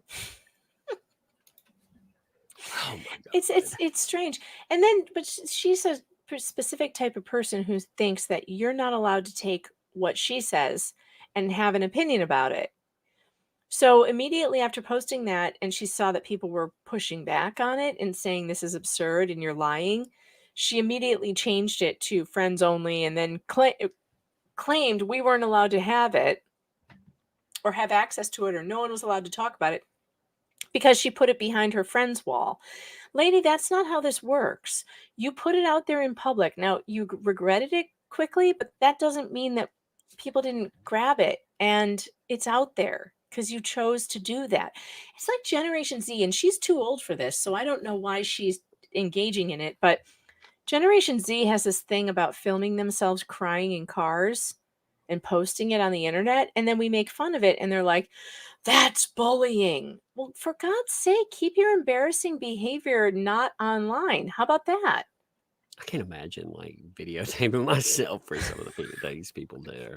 I look at TikTok sometimes. First of all, I'm like, why the fuck am I on TikTok? Like, get off here. Yeah, Get why out of are you this. on TikTok? Yeah, I won't be on TikTok. It's a Chinese spy app, and I won't have anything to do with it. Well, I'll see like something linked in a like an article, and they'll be like, oh, well, this is a video on whatever. Click on it, bam, you're in TikTok. And I'm like, in the end, since these things are like 15 seconds long, it's just like YouTube Shorts, man. You fall down that rabbit hole. Again, not every short content creator falls into this, but the majority of them, I can listen to 50 of those things, and I can't remember anything that I watched ever. No Right? retention. I personally think that it was made on purpose to make the young people even dumber than they already are, with no attention spans, and I'm worried about that. I'm worried about the reels, like, and the constant switching of attention. And so many of us have ADD anyway. It's just making it so much worse. Can anybody just sit down and like read a book anymore? I know it's hard, and like even I struggle with it, like to sit down and actually read, but I do feel it's important to do those things that requires our full attention for more than 30 seconds or 10 seconds or 15, like literally. It's exercise your brain to pay attention to one thing for a long period of time. I'm worried about this for the kids. I worry for my own children. It's Well, people don't brutal. understand what it takes to to actually cause societal change. All right, yeah, I've talked about the Amber Heard stuff for a while. I covered it through 2 cases, and I'm watching the aftermath. I'm watching somebody crash and burn, and afterwards they're going to rebrand. I know it. That's how it's going to go. But there's a point to it all, and the point isn't even the person. The point is that there's an object lesson in it all, and if we want to see it, yeah, you can watch it in the aftermath. You can watch it in a if you trust a docu-series, you can watch that. They're gonna break it down maybe in 3 or 4 hours. They'll probably lie or have some kind of manipulative tale added to that. But yeah, if you think you can get it all in there, you're wrong. Look at real movements that mattered. Things like civil rights movement. Do you think that happened like in the span of a TikTok video or the span of 6 weeks? Fuck no. It took forever, Yeah. Yeah, I mean, I'm worried about the kids and their attention spans. I think everything we're doing is training them to have no ability to pay attention to anything. And it's scary to me. I think it's really scary. I don't like it. And I've seen it mostly in my 9-year. So I have a 9-year-old, I've got a almost 18-year-old, a 14-year-old, and a 9-year-old. And I see it mostly in the 9-year-old. And maybe it's because he's the boy. I don't know. And boys are like more easily distracted. I'm not sure. But it's hard to get him to stop with the constant electronics and video games and everything. Even at school is electronic now. Everything. They do their homework on computers or iPads. And it's like, do you ever crack open a book? Can we look at a book for a little while? And like I'll sit with him and I've tried to read with him since he was little, and he's just not interested. But I don't care. Like I still make him do it. Right. But I mean that it's awful. I've never had a kid who like didn't like to read. It's tough. Yeah, I found like with my daughter, I got her to read because of I found in school that classics, who cared about that at first? Now, of course, going back, you could read a class like John. What they call a classic? Jonathan Livingston Seagull. Does that really interest me as a kid? No, not really. But can my kid go in and read another type of classic? We looked at the manga version of H.P. Lovecraft's at the Mountains of Madness. That's a fucking classic. It's written 100 years ago, but it's been adapted, and she devoured it. And it's like, yeah. And that will lead I'm to just waiting for baseball season to come back because that's the only time I can, get him outside touching grass. Is like, oh, it's time to play baseball, and then football. Like that. At least he's into. It's scary to me.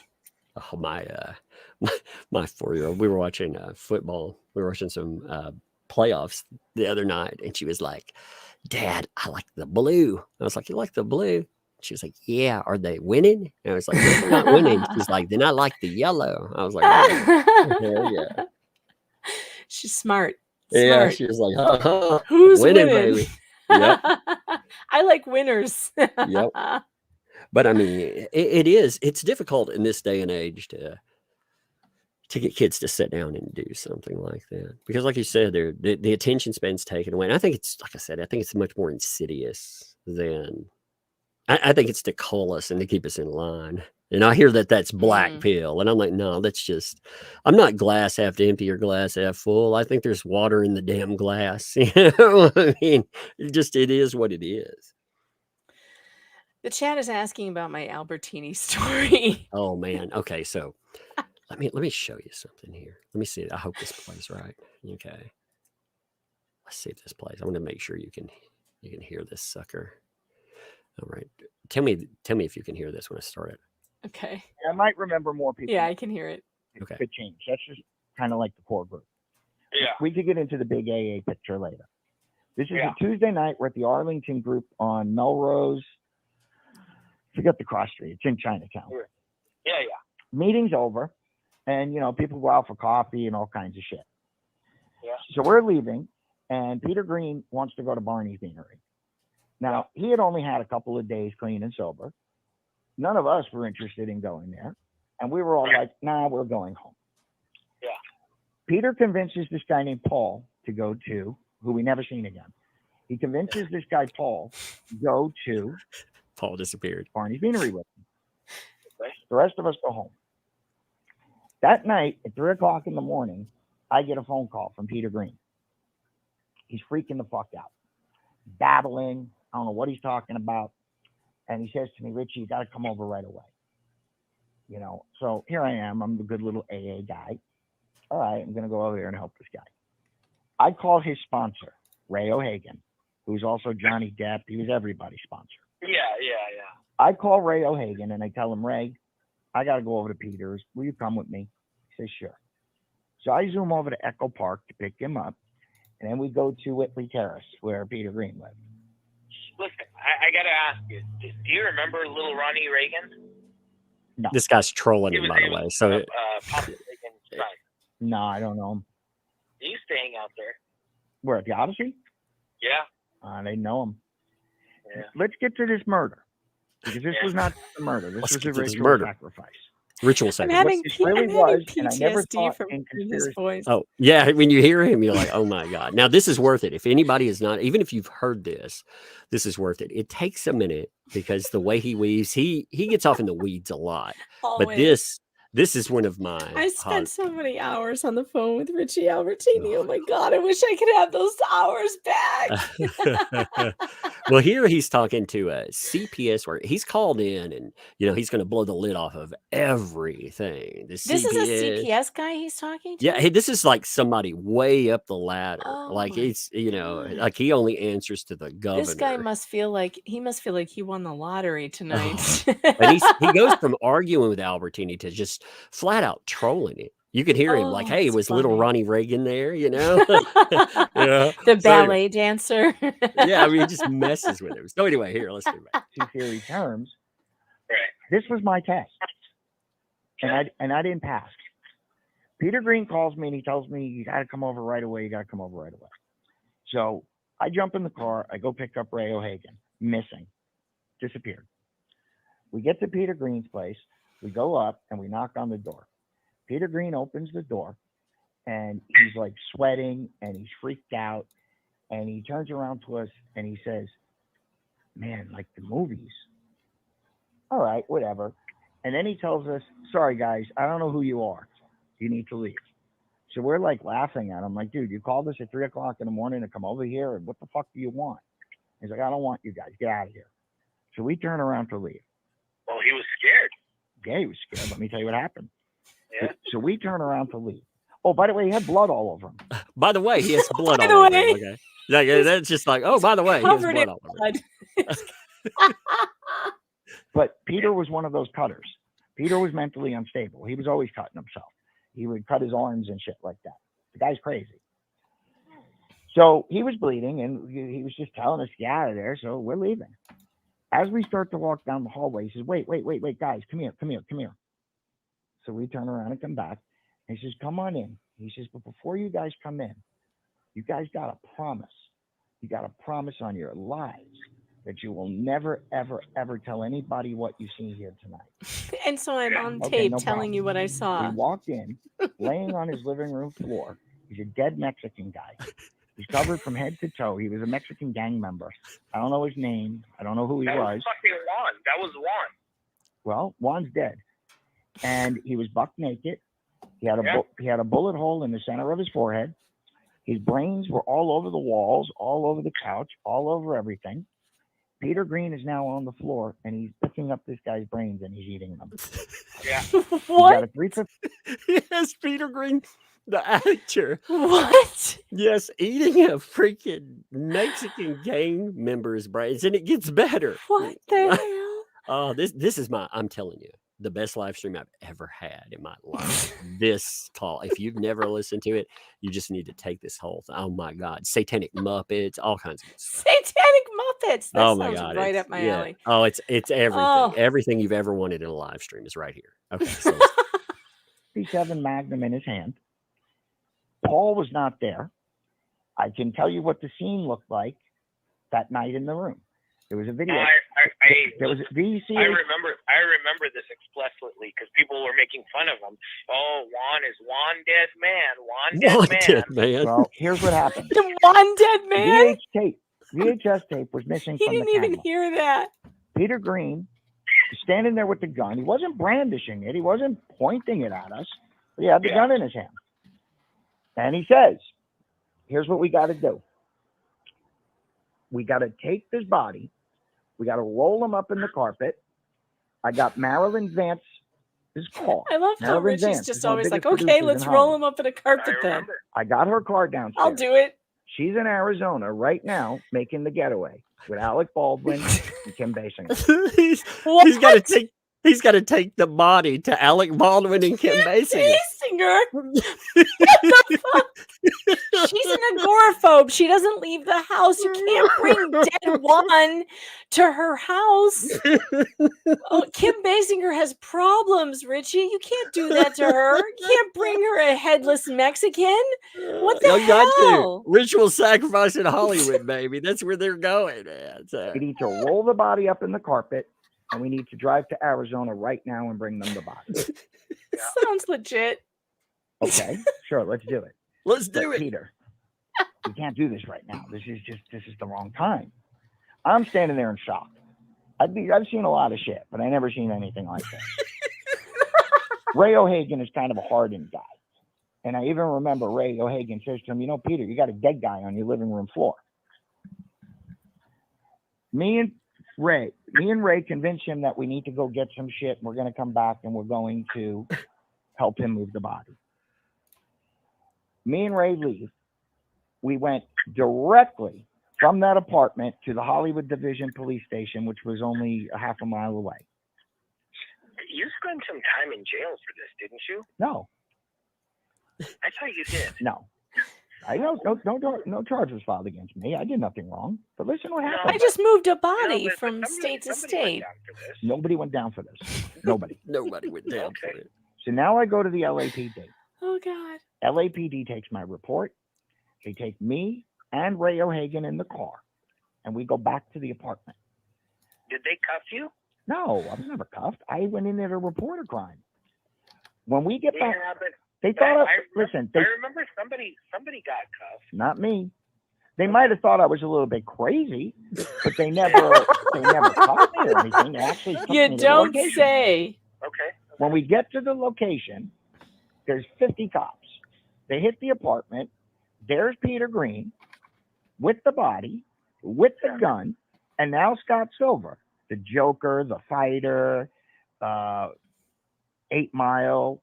He's there helping him roll up the body. Right. They're delivering this body to Van Stryker, Basinger, Baldwin. That's amazing. If I would have delivered that fucking body with them, guess where I would be right now? Fuck, I don't know, man. I'd have an Academy Award. Yeah. Think about it. That's all it I takes. So here's what happens that night. Just The get rid police of Well, the you come out. didn't body. comply. You stayed strong, man. You didn't comply with them. Listen, Yeah. he gets out. He gets arrested. They come. They arrest him. That's who was in handcuffs. Him and Scott Silver. Okay. All right. So now they arrest him. Less than 24 hours later, he's released. Okay. The report is still there 20 years later. And that's a report that we want to kind of forget about for a minute. And I'll get into the LAPD and the why in a minute. That report, that incident report exists there at that Hollywood station. Yeah. Has to. Well, it's still an open case, isn't it? Let me finish. Oh, Okay. God. He was released in 24 hours saying it was an accidental firing of the gun. Right. The man was eating his fucking brains. Even if it's an accident, the gun belonged to Marilyn Van Stryker. Well, if The it's an apartment accident, was I in the think you name can eat Marilyn some Van brains. Stryker. Yeah, even if it's an accident. So he goes on about Hollywood. I mean, like I said, it starts out with I'm gonna tell you about CBS and I'm gonna tell you about corruption and I mean it gets into Hollywood. I mean I'm gonna send Oh, I this to you know. right now. I've sat on calls with Richie He may have even told me that story, and I've just blocked it out because it was so absurd. I've got a recording, a 16-minute phone call. I've got plenty of them. I've got a bunch of them, but the only one that I labeled that I can find right now in my call recording software is one that I had to go back and find because he went online and told people that I was going to write a book with him and all this bullshit that he just made up about me. That never happened. And on this recording, you can hear him say, "I want to write a book with you," and me go, "Mm-hmm,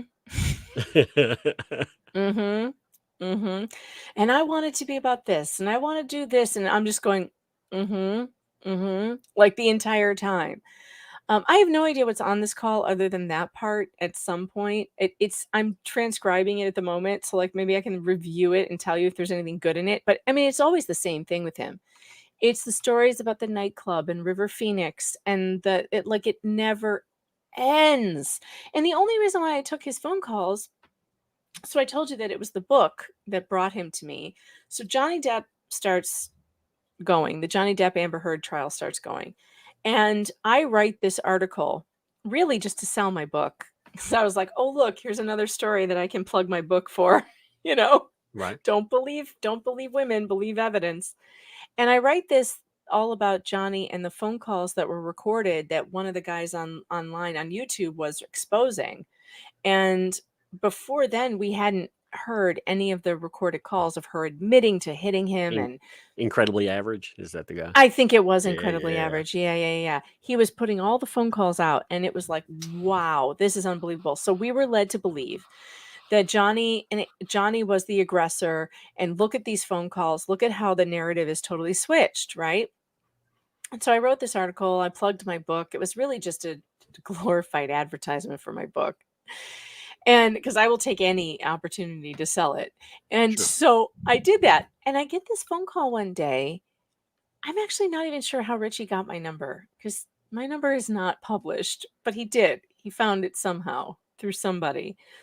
And he calls me and he sucks me into his stories about, I know Johnny. I knew Johnny back in the day, and I read your article, and you are really on. He does this thing where he uses false what's the word? False praise, shall we say, to kind of suck you in, Yeah. all about, you wrote this great article and your book is amazing. You should write a second one all about the Johnny Amber case, and I've got all the goods. And I'm like, okay, I'll listen. I mean, I'll listen to you. Do you have anything to tell me? I'll listen. God, am I sorry. I listened to him for months tell me these stories, and I kept thinking one of them was going to go somewhere at some point. It never did. It never went anywhere. He was always trying to get me to write stuff. But I'm a journalist. So if you give me a story and you tell me this thing happened, I'm like, okay, well, let me get what evidence do you have for that thing? He was trying to tell me that he was being stalked and harassed by somebody that was hired by Amber Heard, Paul Baresi, and he was being stalked and harassed, and this guy was a murderer and all this other stuff. So I'm listening to this because it's interesting. And he's all bringing up names that like Eddie Murphy and the tranny hooker or whatever. He loves that story. He loves that story. He told me that story so many times about the tranny hooker being murdered, and he was a witness or whatever, thrown out a window, or Paul Baresi. Paul Baresi did all this stuff. And now he's out there and now I feel like I have to defend myself because he's out there telling people that I believed these stories about Paul, which I never did. I just listened, and I never wrote anything that he told me because he never gave me any evidence. I even walked him through how to set up a Google Drive, and I was like, okay, Richie, you put your evidence in here. Here's where the evidence goes. Okay. Here's some folders and files, and you got text messages. He told me he had text messages and all sorts of stuff. Text messages proving that Paul Baresi killed the tranny hooker. And I was like, great, well, put them up on this drive. I even hooked him up with a lawyer. He said he needed a lawyer, so I found him one in Florida. I never ended up writing anything he gave me because he never gave me any evidence to back it up. And so eventually I just quit talking to him after a couple of months. It was like, this is just a waste of my time. Like, I can't do this anymore. It's just too much wasting time. And I got the distinct impression that he was trying to talk me out of supporting Johnny, which was weird because when he first called me, he was all team Johnny. Right. So he almost like, I don't know if he switched camps halfway through or if he was always team Amber, but he was trying to get to the team Johnny people. No, money, dude. Money. He got told he got told, hey, we don't want you. So he you know, by lawyers basically, that it was useless. But along the way, he convinced some, well, let's just say less than wise people that they could relitigate the trial that Amber Heard lost. And from one, there were 3 of them, and one of them noted that they had already spent over $25,000 to investigate all of Richie Albertini's claims.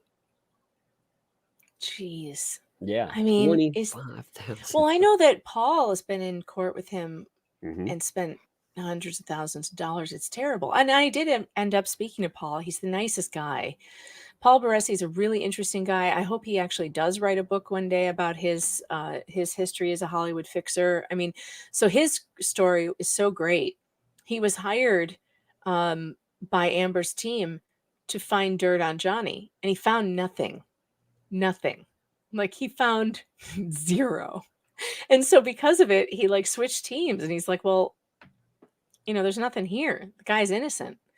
And his story is really, really interesting, and he should definitely write a book. And I spoke to him a couple times. So if you guys hear Richie out there saying that I believed that Paul threatened me or threatened my life, or that's all bullshit. That's not true at all. Paul did not threaten my life. He in no way ever threatened my life.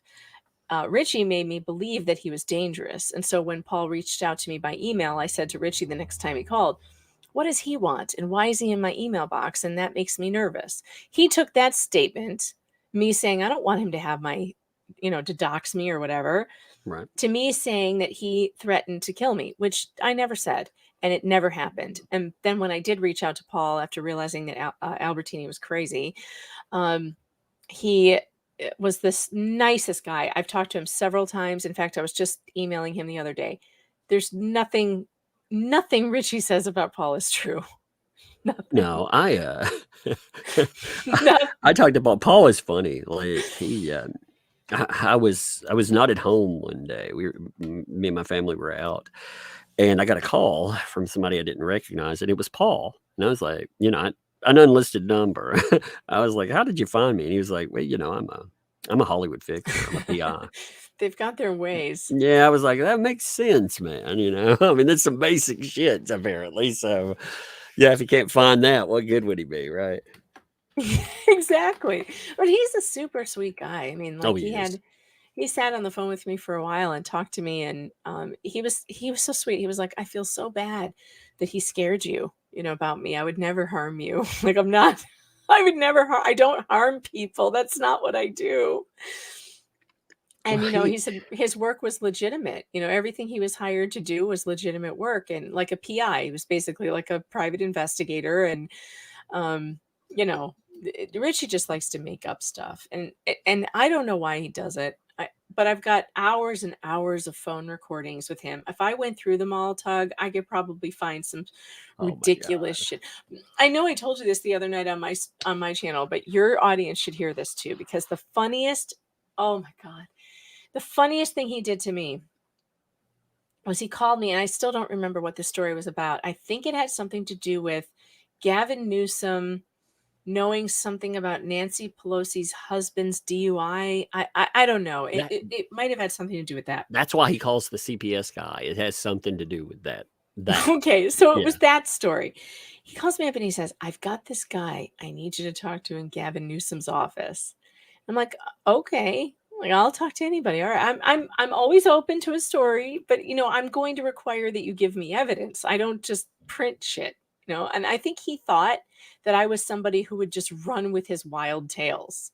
which I never did. I mean, go ahead and Google search me quoting Albertini anywhere. I don't ever. I've never have. And he's like, okay, well, I'm gonna have him. We're gonna call him. I'm like, oh, okay.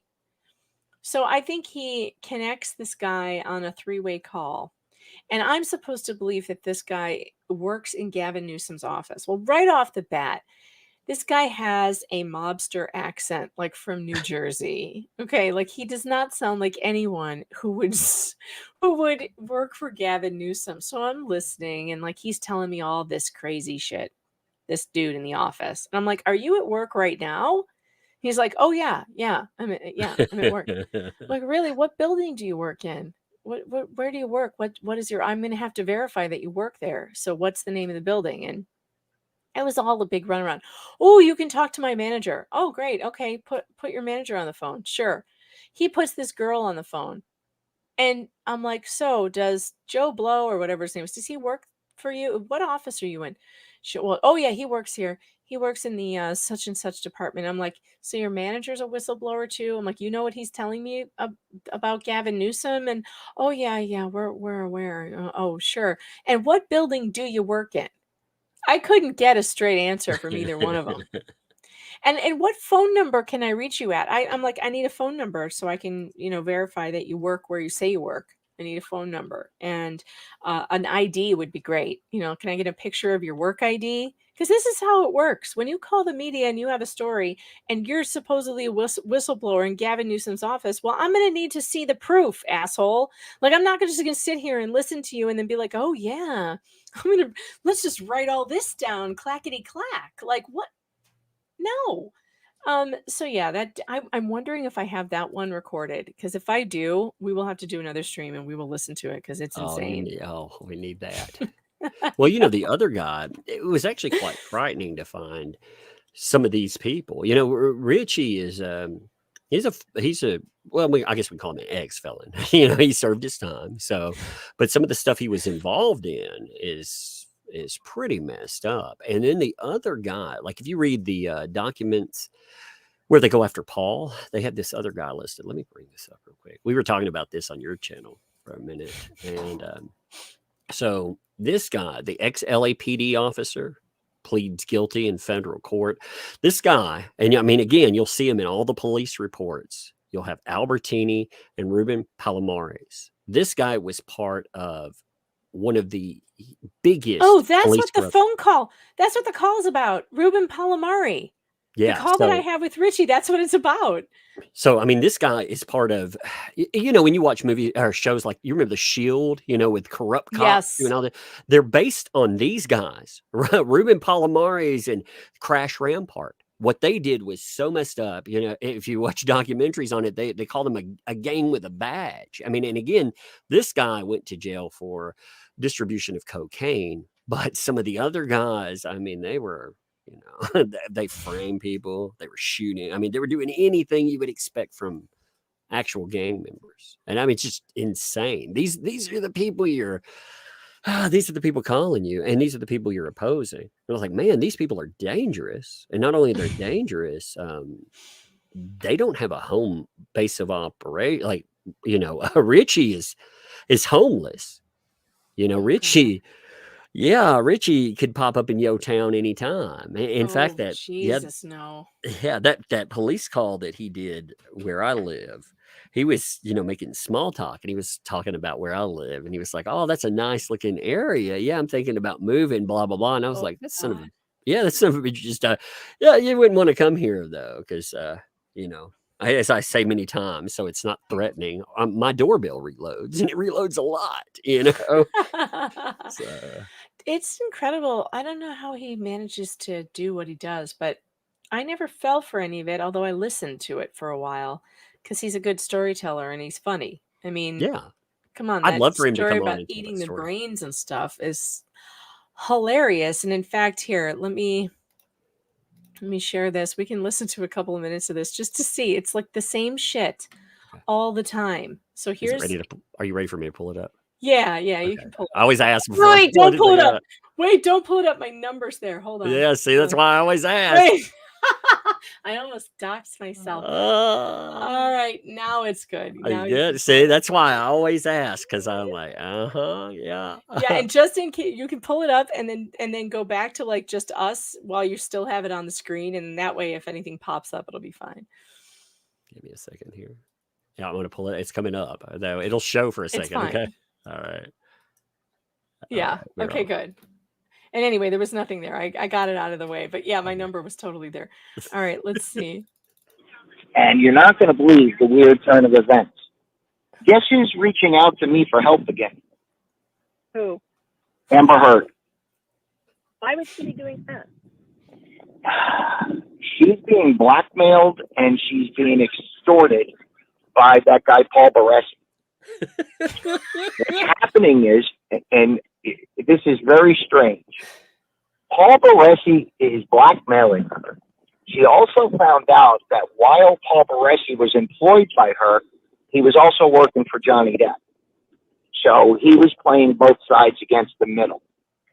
Now, according to Amber Heard, she never even knew that Paul Baresi was working for her. And the question I was asked is, Richie, did you ever talk to Amber Heard about it? No, I didn't. Did you ever talk to Amber Heard at all? No, I didn't. Amber Heard's maintaining that Paul Baresi was hired by Richard Schwartz and Eric George, her attorneys, who she's had a bitter falling out with, and she's now going after them as well. Now, The as chat far is as killing me. did she have knowledge about Paul Baresi? I don't know. She's now maintaining that she doesn't. And this guy, Paul Baresi, has been on a rampage, threatening to kill people, threatening to kill me. He actually showed up at my ex-wife's door a couple weeks ago. This guy and his involvement in this trial is either going, they're wanting to know if I could come to Virginia just to show up at the courthouse. Can you imagine? Just to Oh, that rattle would be cages. amazing. I wish that Because would if I show up, it rattles everybody's cage, both Johnny's and Amber's. So I just wanted to keep you in the loop. As I know more, I'll tell you more. I haven't made any kind of commitments to Amber at this time. I just forwarded all the information to my attorney. I still haven't spoken to her directly. I've only spoken to one of her representatives. Was it David Shane? No, it's a woman named Christina Taft. Was it David Shane? Christina I Taft. heard the name David Shane. Who is he, Megan? He's her new PR agent. He threatened to sue me. He sent me a 3-page letter. He did. Did You he gotta be really? kidding me. Nope. That was fun. That was fun when he threatened to sue me. If you guys haven't seen that letter read online, go to Nick Ricada's stream with me and about David Shane. It's hilarious. We read I can't through believe you get. See, why don't they threaten to sue me, man? No, it was so fun. I made It was- I made so much fun of him. I mean, jeez. We called him David Grab Ass Shane, and I was the first. I actually, Tug. Here's the best part: the article that I wrote about him that made him threaten to sue me was defending him. Oh, I said I wrote the again. I made another article about my book. It was about the book. I was like, hey guys, there's all these unfounded allegations out there about David Shane, Amber Heard's PR person. Don't believe them. Don't believe them because they're unfounded. We shouldn't be believing women who just come out on the internet and say these terrible things about someone without looking into it. And here's why. Go buy my book and you'll know why that's a real thing. That's the entire article was, don't believe these allegations against David Shane without looking into evidence. His stupid ass lawyers send a letter to PJ Media saying that they're going to sue me if we don't take that down. Our general counsel was like, our writer not only defended your client, but she wrote the book about false allegations. You are getting nowhere with this. Like, go jump off a pier. And it was so funny. And Nick Ricada and I read it and our general counsel's response on his show. It was so funny. So funny. But I have hours and hours of Richie like this. Like, just... See, that stuff is gold. You know, I mean, I know I need to go through it. I need to go through it because I don't know what else is on here. I have no idea. If he would just tell me this Satan sacrifice story about the gang member, I would have him on. I would. Don't care he call the police or anything else. I would still have him on to tell me about brain eating. He tried to tell me that Johnny Depp is super into Satanism. And I think he quit trying that tack because I was like, I still don't think he should be lied about in print by his ex-wife, though. Like, let's say that is true and that like he's a big Satanist. He still doesn't deserve to be dragged through hell for false allegations. Right. Like, I don't care about his religious beliefs. Like if he likes to wear upside down crosses and like, you know, do black mass, I don't care, Richie. That's I think he thought that because I'm a Catholic or something that it would bother me that some people might consider themselves Satanists, and it really doesn't bother me in any way. That's what actually hit for him. So when he he first got noticed, and he made money on it too. When he made that phone call, that piece we were playing, it actually got picked up by media, and a lot of people, that guy that was making fun of him, they were like, "Listen to him; he's admitting everything that they did." And I was like, "Oh my God, yeah, he's one dead Mexican." Yeah. I'm sure he was admitting everything. One dead Mexican. That's one crazy story. Yeah. I sent that to you, by the way. I'm telling you, just make a day out of it. Bring a panel if you want. The more alcohol you have, the funnier it will get. I don't know. There could be more here. All right. He threatened to sue me for defamation, even though I wrote an article defending him against, unproven allegations. Isn't that unbelievable? All right. Well, let's really work on this and focus on this, Megan. Because like I said, I got everything in writing. You know, I'm up in the mix of this stuff, and there's nobody going to sue you. I promise you. Oh, no. He has no case. Don't worry. The lawyers already looked at it, and we're like, this is bullshit. Okay, but anyway, the point is, her PR, here's the thing. Her PR team is on the absolute warpath right now. They're threatening to sue everyone on YouTube. They're having our channels flagged.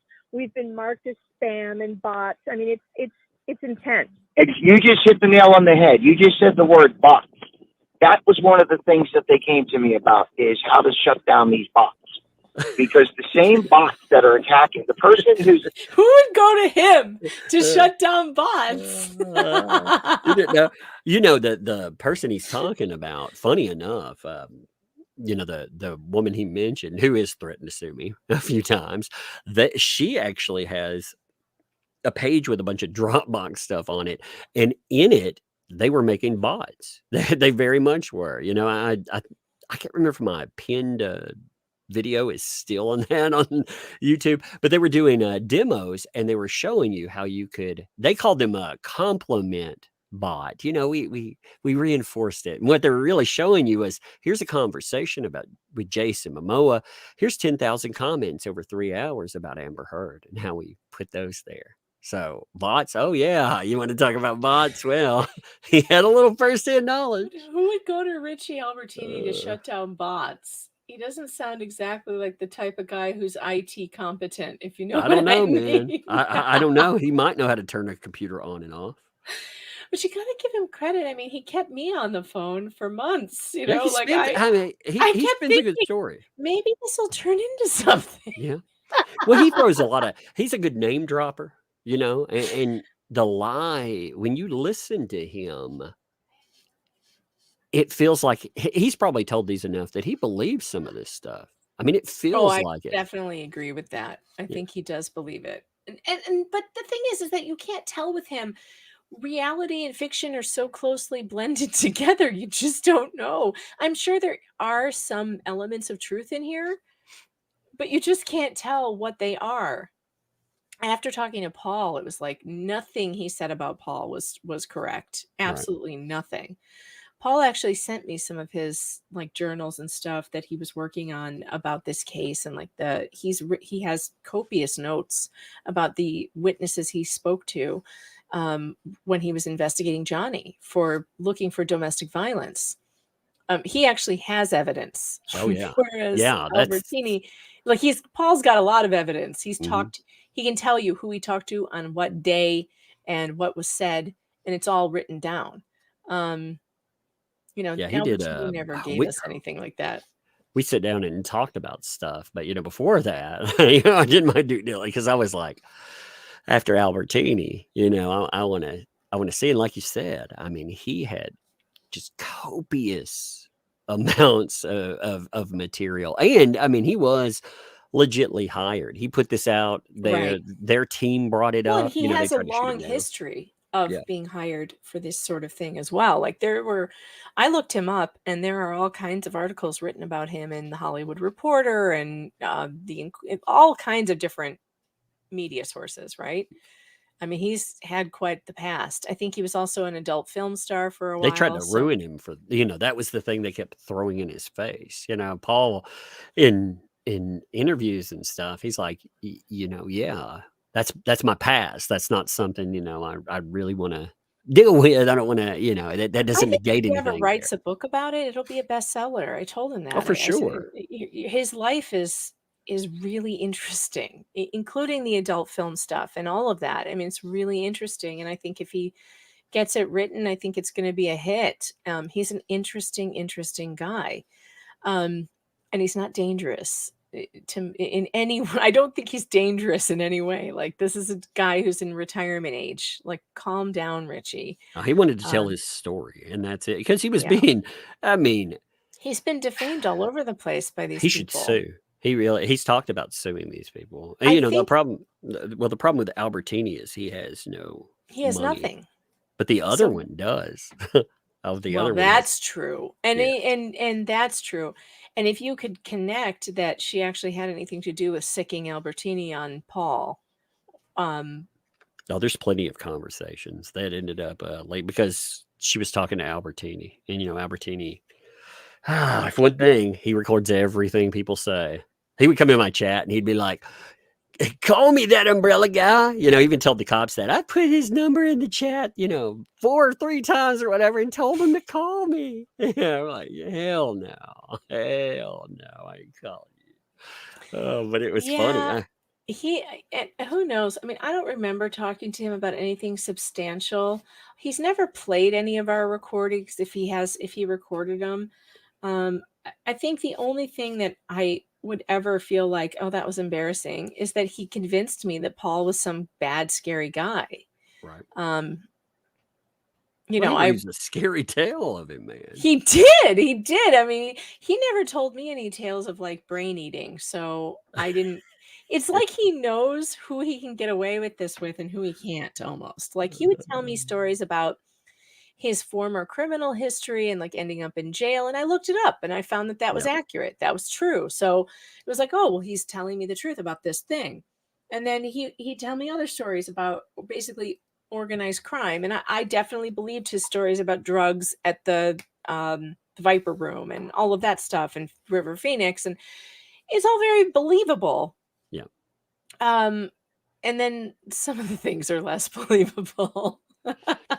Well, I remember seeing one of the Hames. Which one is it? Corey? I hate to say it this way. Which one? The Corey's? Is it Corey Haim or Corey? Corey Feldman Haim, is Corey still alive? Feldman. Feldman, I think. Feldman's still alive. Okay, my bad. Yeah. Again, I get them confused.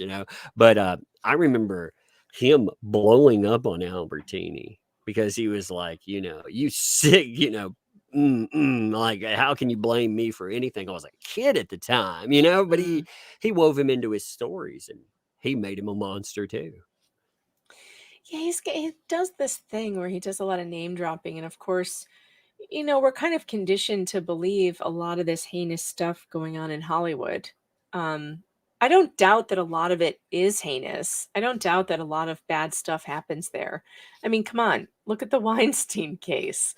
Right. A lot of bad stuff happens in Hollywood. And so I don't doubt that some of Richie's stories are true. Some of them probably are true. I do doubt the brains one. That one. Oh, let me pull up a picture of Peter Green. Like, people are probably wondering who he yeah. is. Let me pull him up. So, like, when you see his face, you're like, oh yeah, I remember that dude. He's in. It's funny because I'm imagining I went out and We should reach out to him and ask him if he ever ate the brains of a yeah. Mexican Oh guy my named God. Juan. Oh, I dare you to do that. I will. I will. Do it. I Oh will. my God. I'll do it Would you? right now on Twitter. Oh Is my he God, on please Twitter? do. I'll I put have it no on idea. Twitter. I don't even know if Peter Green's alive still. We need to find out We have first. to find out. I'm gonna look on Twitter. This is Oh him yeah. though. It's this guy. You know, he played a bad guy in so many things. So what's fun is with that story fresh in your mind, find a movie that he's a really bad guy in and go watch it with that in your brain. Remember, he got his job out there. He could have Albertini could have had an Academy Award too if he would have just dropped them off. Kim Basinger, baby. Kim Basinger. He does not appear to be on Twitter. That's unfortunate. Let's see if he's still alive. Yeah. Actor. that might be the first one to look That up. we should probably look at Wikipedia and see if he's still alive. Let's see. Peter Green. Oh no, he's alive. He's Yes, Peter. alive. Oh my God, I'd love to have him on here. Born 1965, so he's 58. This is a much better picture of him on Wikipedia, by the way. He looks way less scary. We need to find him, Tug. But he was like in Training Day and Judgment Night. He's been in a ton of things. Yeah, he was a Oh, bad he was Usual Suspect. Zed. He was Zed in Pulp Fiction. Zed's dead, baby. Zed's dead.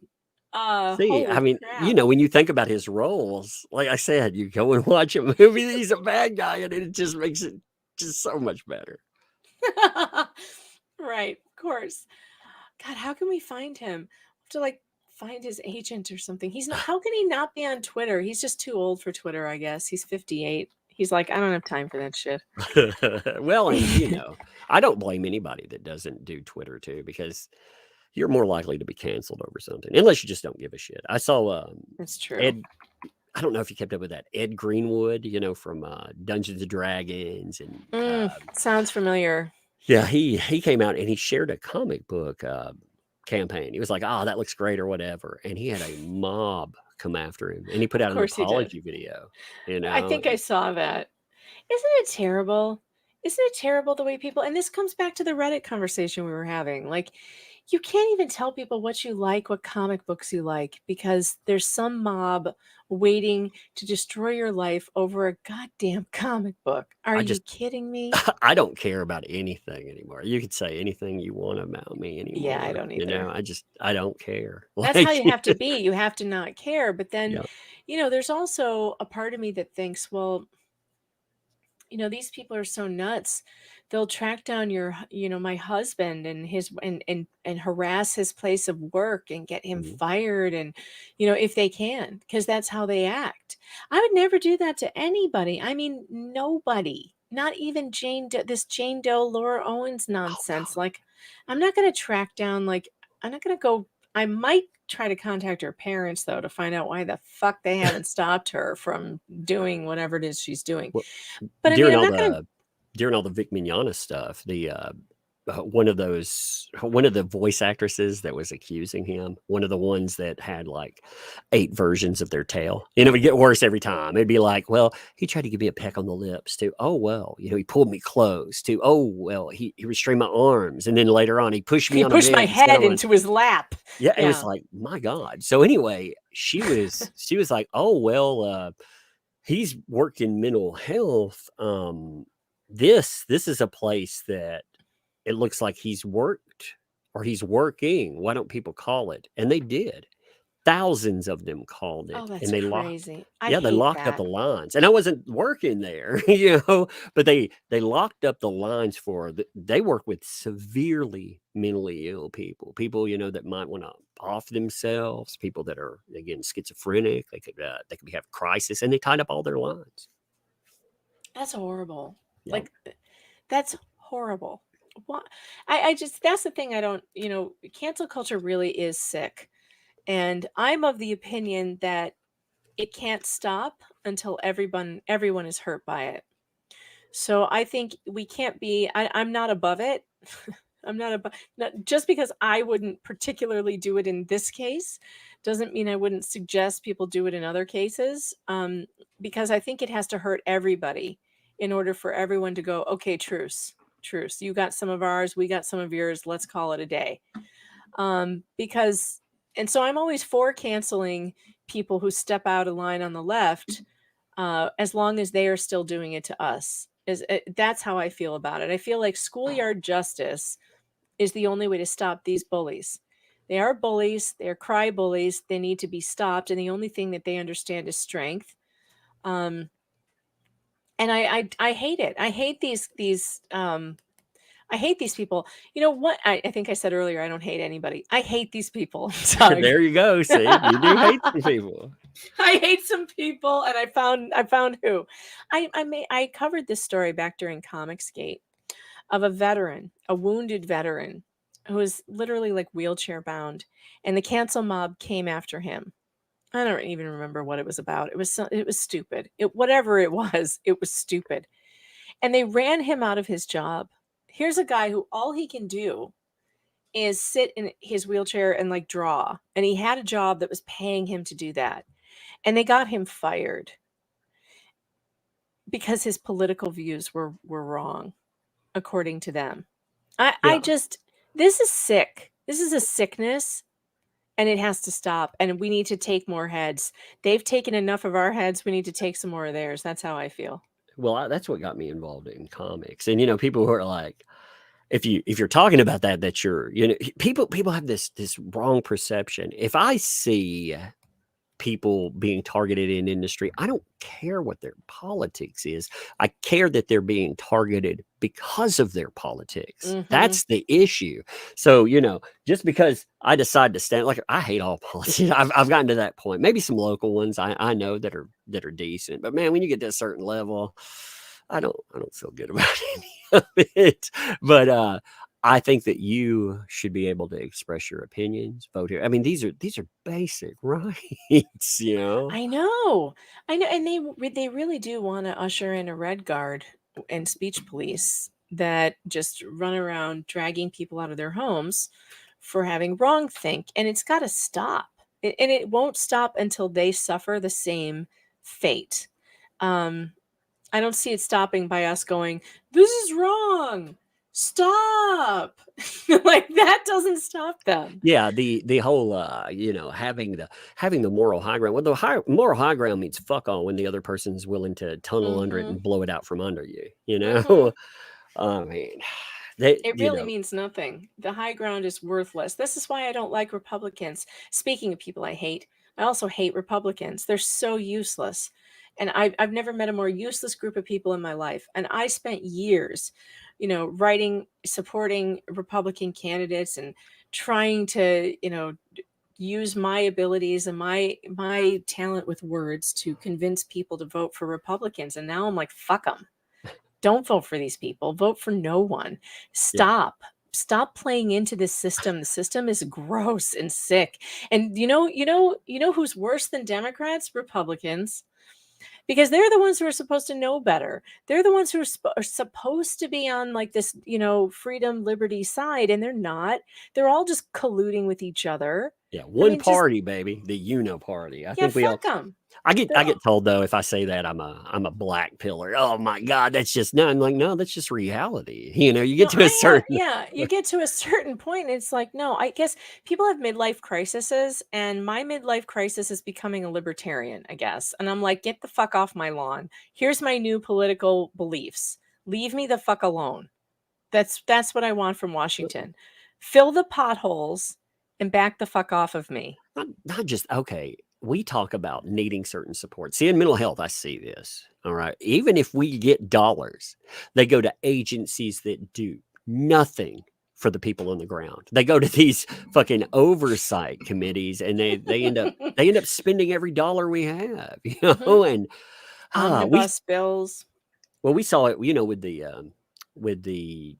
I'm going to say school tragedy, that we had here not too long ago in Tennessee. Mm-hmm. Yeah, we knew people that were tied to that. My mom and my dad, they're pastor and pastor's wife. So, well, both of them, they minister, and Yeah, I mean, you knew people tied right to it. So, you saw this weaponized, which was disgusting. You saw it turned into this identity thing, which was disgusting. They tried to pretend it didn't happen. But finally, we get a little bit of money out of it, and that money went nowhere. It didn't Mm. ever come near ground level. No, But it it's never does. I mean, this is all garbage. If you can't see by now, and some of you younger people out there, I know you're like idealized, and you have this idea that you can change things, and I hate to tell you, you can't. Okay, like yeah. Washington D.C. is a pit of hell. They are having gay sex parties in Senate hearing rooms. Okay, like that's what they're doing over there. That is the reality of what is happening in DC. They're sending all of our money to foreign countries and putting monkeys on meth. That's what they're spending our money on. Instead of, and here I am all my life, like been a conservative person but I'm realizing now it's like all of these things that we really have problems with here. Like we have homeless people on the street and people who can't get drug addiction counseling or therapy. Yeah. But we're sending billions of dollars to Ukraine. You could take those billions of dollars and literally house the homeless in America if you really wanted to. You really could. You Well, could we fix the drug addiction. You could actually get people into therapy. But nobody really wants to solve these problems. No, they're different. They're good. They're good speech platforms. You know what we found? If you really want to see how bad this stuff is, look at most states. Let's take Georgia for example. Georgia, you know how Oh, you get don't get me mental health started treatment. on Oh, Georgia. well, you know how you get mental health treatment. Like say you're like, man, I'm going to go out here because the voices are telling me to do something terrible, and I'm going to go to this building full of kids. All right. Yeah. Well, if somebody wants mental health treatment, it's not available. There is no crisis center available anymore. Mm-hmm. The prison system, that's where you get your help. And it is so bad there that they don't have people that run prisons in charge anymore. They have people that they have mental health backgrounds because that's where you get your help. So they have to commit a crime before they can get Well, help. yeah. So, okay, look at Laura Owens. We've been talking about a person all night who needs mental health therapy, like immediate, probably inpatient. And there's nowhere for her to go unless she were to go into a private institution, which I guess her parents could probably pay for since they pay for all these lawyers and stuff. But like that's what she actually would have to hurt someone though before anyone would actually try to do that to her. And hurt, when I say hurt, I mean physically. She's already financially harmed several men, but that's not enough. Nobody can lock her up. No. Nobody Well, can do anything. you can't even question the narrative. That's the thing. Like, you want to know why? This is why when we were talking about why this doesn't get covered by media, Dave was talking about reaching out to Rolling Stone. And I was like, well, Rolling Stone won't talk about that because Rolling Stone has an agenda and they will never cover something like this. Oh, and they had all the evidence. He sent them everything, the Yeah, of emails, course. everything. Any journalist who looks at those emails from her talking to him about how, he'd believe her about paternity if he could be inside of her and feel how tight she is. Like, are you kidding me? That's crazy stuff. He sent them all the emails. They had it. Any journalist who looks at that is going to go, holy shit, this is a story. This is false allegations. It's not even questionable. But no, we got nothing. They didn't want it. Rolling Stone didn't want it, but boy, did they go hard after Duke Lacrosse. Oh What did yeah, that they co- got what did that $5 cost million them? hard, like when they got sued and lost. Didn't they lose like $100 million on that? Yeah, Like yeah, they ended up making certain settlements, I believe, and the people themselves. But you know what was bad? If you read the media and what they talk about was done wrong there, they don't criticize them for getting it wrong. They criticize them for not using one word, allegedly. oh, Yeah. I mean, read oh, articles about it. I was disgusted. I come got on on. yeah, I got on I got a kick on that because Rolling Stone, they're owned by Penske Media, who owns Variety and all these other places, all these other rags that, they have, they'll go in and pretend to be a different thing, but they all are this one, like a uniparty, like we're talking about in politics. Well, when you look at them, you think, man, agenda. Oh God. Anyway, I'll get a rant about them. My point in that was, though, I started looking at what they had done in the past, and the further I went down the rabbit hole on Duke Lacrosse, it was amazing. They blamed the one reporter. They were like, yeah, we had a few systems fail here. And systems fail, you freaking ruin. And if these guys, they were lucky that there were certain things that disproved that narrative. If not, that narrative would have destroyed their lives, and it would have stuck with them forever. Here's one of my favorite things that was said about the Duke Lacrosse case in Rolling Stone. So the New York Times wrote an article about how it was a lesson in failed journalism. Boy, that had to sting, the Rolling Stone, that headline. Listen to this. Rolling Stone, by contrast, chose to focus on an unreported rape case. The absence of any sort of written records or documentary evidence made it all the more critical to test the veracity of Jackie's account in any way possible. Instead, the writer and magazine deferred to Jackie's insistence that they not speak with people who might have and would have challenged her story. Holy shit. That's a burner from them. You know, that's like, what are you doing, Rolling Stone? What do you mean you didn't talk to anybody who could have challenged the story? That is the whole point of looking No. into a case. You gotta question it. Listen and believe. I even hear smart people that are saying, well, we've got to believe, but we've got to look at everything. You can't have both, man. You can't Yes, have you can both. you can look at it, but here's the problem. Once you listen, a person is already subliminally, it's like a freaking earworm that wears in, and you're like, well, maybe they are. I'm trying to prove that they aren't guilty. And that's the issue. It took me a long time to get to the point of saying, now let me see if I can find anything that proves that they aren't innocent. It's such a small seeming thing, a small seeming step, but you go in with confirmation bias, and it ruins everything. I read this article yesterday. I was kind of looking into, I was actually searching for the actual statistics on false allegations, and I came up with some article written by someone about, and I don't remember who at the time, but it was about how believe women doesn't really mean that we don't look at evidence. And I'm like, but it kind of does, and it always has. And I read the article, and nothing in it there was nothing in it that was in the headline. It was just all about how we need to believe women. Just keep believing women. And then you can look at evidence if you need to, but they don't really believe that. That's why my book is called Believe Evidence, and women is scratched out on the cover and evidence is written on top of it, because you can't believe women. You just can't. It doesn't mean that all women are liars. It just means that some women are. No, So how can you just believe all women when a certain percentage of them are fucking liars?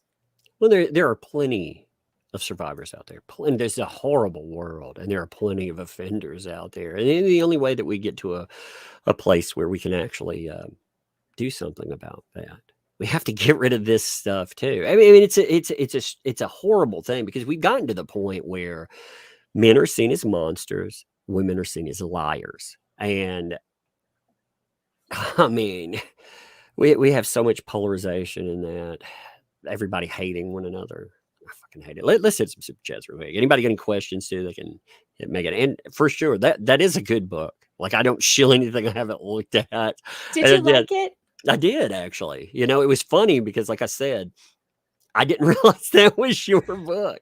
I'm so glad that you liked it. Yeah, Sometimes I think, I wrote it several years ago, and my opinions on things change. And, every couple of years, I become less of one thing and more of another, I think. Sure. And so I think I could have done a better job. Sometimes I think, I could have written that chapter a little, I could have explained that better, or maybe I don't quite believe all of this 100% anymore.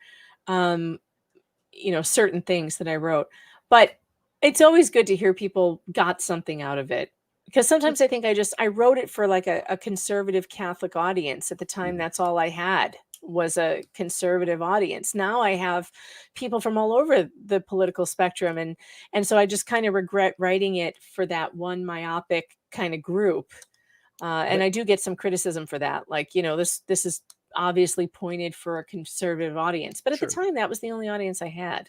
But it opens up a conversation there. That's the kicker. There's so many people that are even afraid to open that door, and you're opening the door. You're providing, you're providing an evidence-based approach, and yes, you're gonna change over time. I mean, hell, if you don't, man, I hate it when people seem stagnant. You look at them and you're like, man, you're the same person from 15 Right. years It's ago. weird, right? Yeah, it's That's not why good. standing by something you tweeted 10 years ago is insane.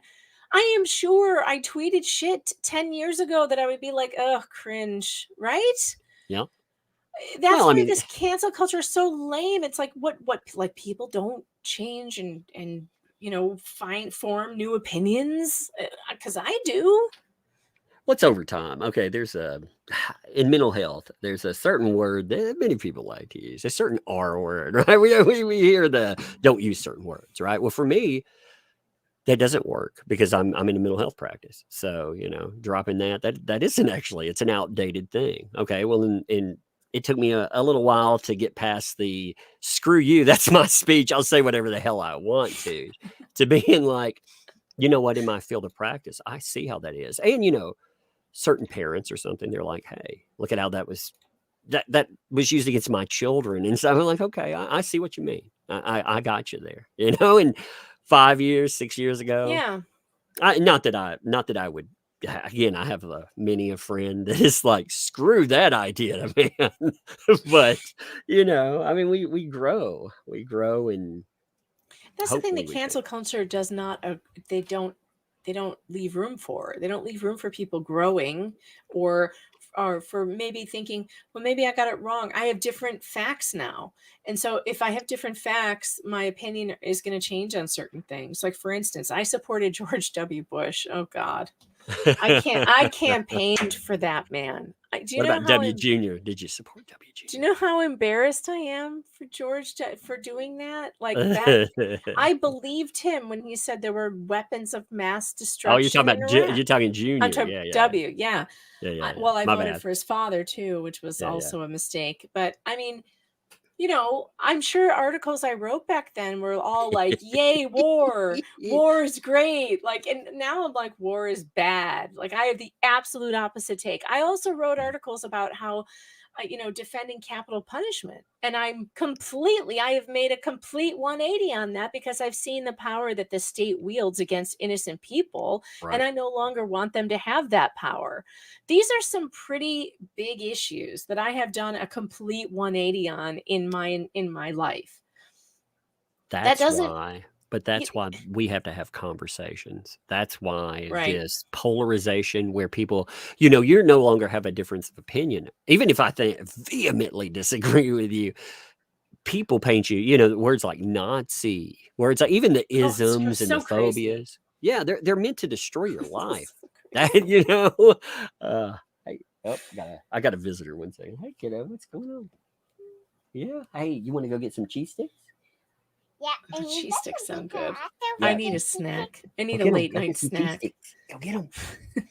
Go get those cheese sticks. Yeah, she's I can let you go. We don't have to keep doing this. We're good. We're good. Let's hit some super chats. I mean, if you got to go, you're good to go. Let's do it. Let's hit the super chats. They might have questions. I'll stick around if they have questions. Let's see. Subi Sue, thanks for 10. Thanks for this live tonight. Love Megan Fox. Indeed. Indeed. Love you too. Suzanne, thanks for the 11 months. Hello there, Tug. Glad I caught the stream. Indeed. We're going to do, I'm going to have a guest on again this week. I know it's crazy. I haven't had guests on in, I was looking, I think 17 or 18 months. Then I had 2 in 2 weeks. I was like, oh my God. But I'm going to have Camelot on for. Fun. Tell him I said hello. I haven't seen him in a while. He's got that guy trying to cancel him over reading an article. Oh, not again. What? Oh, yeah. You look that up. That's actually, I think, a good story. What article did he read? He was going over it. What's bad is he was agreeing with something. So there was information that's course. out there over some sponsor issue on YouTube or whatever. And when he brought it up, he's like, "Look what I found here," And the guy who wrote it, he's like, "You didn't give me credit. You blah blah blah blah blah." And you tell he's reading an article. He actually brings it up in there, but they struck him and threatened him to sue him and all kinds of other craziness. So that's actually that might be a discussion you'd like to have with Camelot. I thought I'd have it instead of covering it as a video. I thought I'd have him on. I'll have to listen to that. I love your live streams, by the way, Tug. When you do live, I mean, I like your videos too, and I watch them. But when you do live streams, I never laugh so hard ever than listening to you. And my favorite, and I think I texted you the last time it happened. You read something that got you going and laughing so hard you couldn't speak. And I couldn't stop laughing. It was so funny when you start laughing and you're like, okay, I need to be professional. Professional. That's a mantra. That's a mantra to me. I'm like, you're a professional, Doug. You're a professional. You are a professional. I'm a professional. I love that so much. I love your live streams. I appreciate that. I will never. I found over time. I used to, when you're building your channel, you live stream through everything. Now I only live stream if I'm in a good mood. If there's something on the day that just sours my mood, I won't live stream. So that way you bring that energy in, and it's always fun. Yeah, I agree. I do a lot of mostly on my channel is just live streams. I don't know what it is, but I have a really hard time making edited videos. To me, it feels like way more work than doing a 3-hour live stream. I don't know why. Well, I used to, when I first started out, I would look at an article and I would talk about it, and I was like, man, this is low energy. It's an art. There are many article readers that do it well. But for me, I was like, I'm making a point. Now, I never script or anything like that. I get an idea in my head. I don't either, because I think scripting it keeps you from the good stuff. I cannot read a script. I mean, I have a theater background. I can memorize the script and everything, but I think for YouTube type of content, I think it's better to just go with it. Yeah, just roll with it. Just roll. That's one thing I do like about lives. I always the one thing I look at with live streams too. A lot of people say, "Oh, those people over there, they're my audience, my fans. Those are my fans. They're my channel. They have the channel that they built this thing. I'm just the mouthpiece for it." So when I'm live streaming, I figure I always have guests, but I don't know. I just want conversations lately. Let's see. So. Well, I really liked your conversation with Dave Neal. I thought that was fantastic, and he really deserved the platform. I mean, can you imagine being out there all by yourself with a community who just will not talk about the fact that you're being sued? I mean, that would never happen to you, Tug. Like, you'd get sued and we'd all be like, Tug's getting sued. Though, the first time anybody went after anything in my real life, I was smaller, and luckily, I was very lucky in this. The first person that stood up was Jeremy from Geeks and Gamers. Like, Geeks and Gamers are huge. They're still huge. Yeah. They're even bigger now. But then I used to look at them and think, my God, they have so many subs. Maybe one day I can get a fraction of that. That'd be awesome. But that shocked me. And Jeremy Hambley stood up. And I was like, I don't know these guys from anything. And it really motivated me in that. There were people I was in that moment. I could have looked at it negatively because there were some people I thought, they didn't say anything. I was like, man, that's disappointing. But people like Yellow Flash, we were small back then anyway. But like I said, the Jeremy Hambley, Jeremy from Geeks and Gamers, Nerd Rod. I mean, all these people. They just everybody. And I love the fact that we don't have to cover the same things or agree on anything. Like, if we know somebody's being destroyed, we do something about it.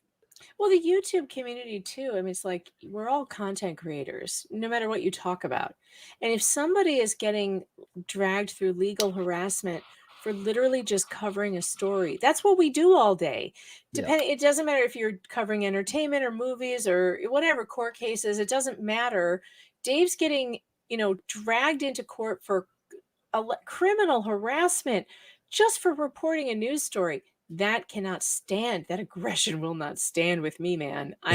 No, no, no. And I don't know Dave Neal from anybody. I had never seen his channel until this came up, and I Right. really enjoy him. I've actually started. I'm addicted to his videos now. I think he is a really good YouTuber.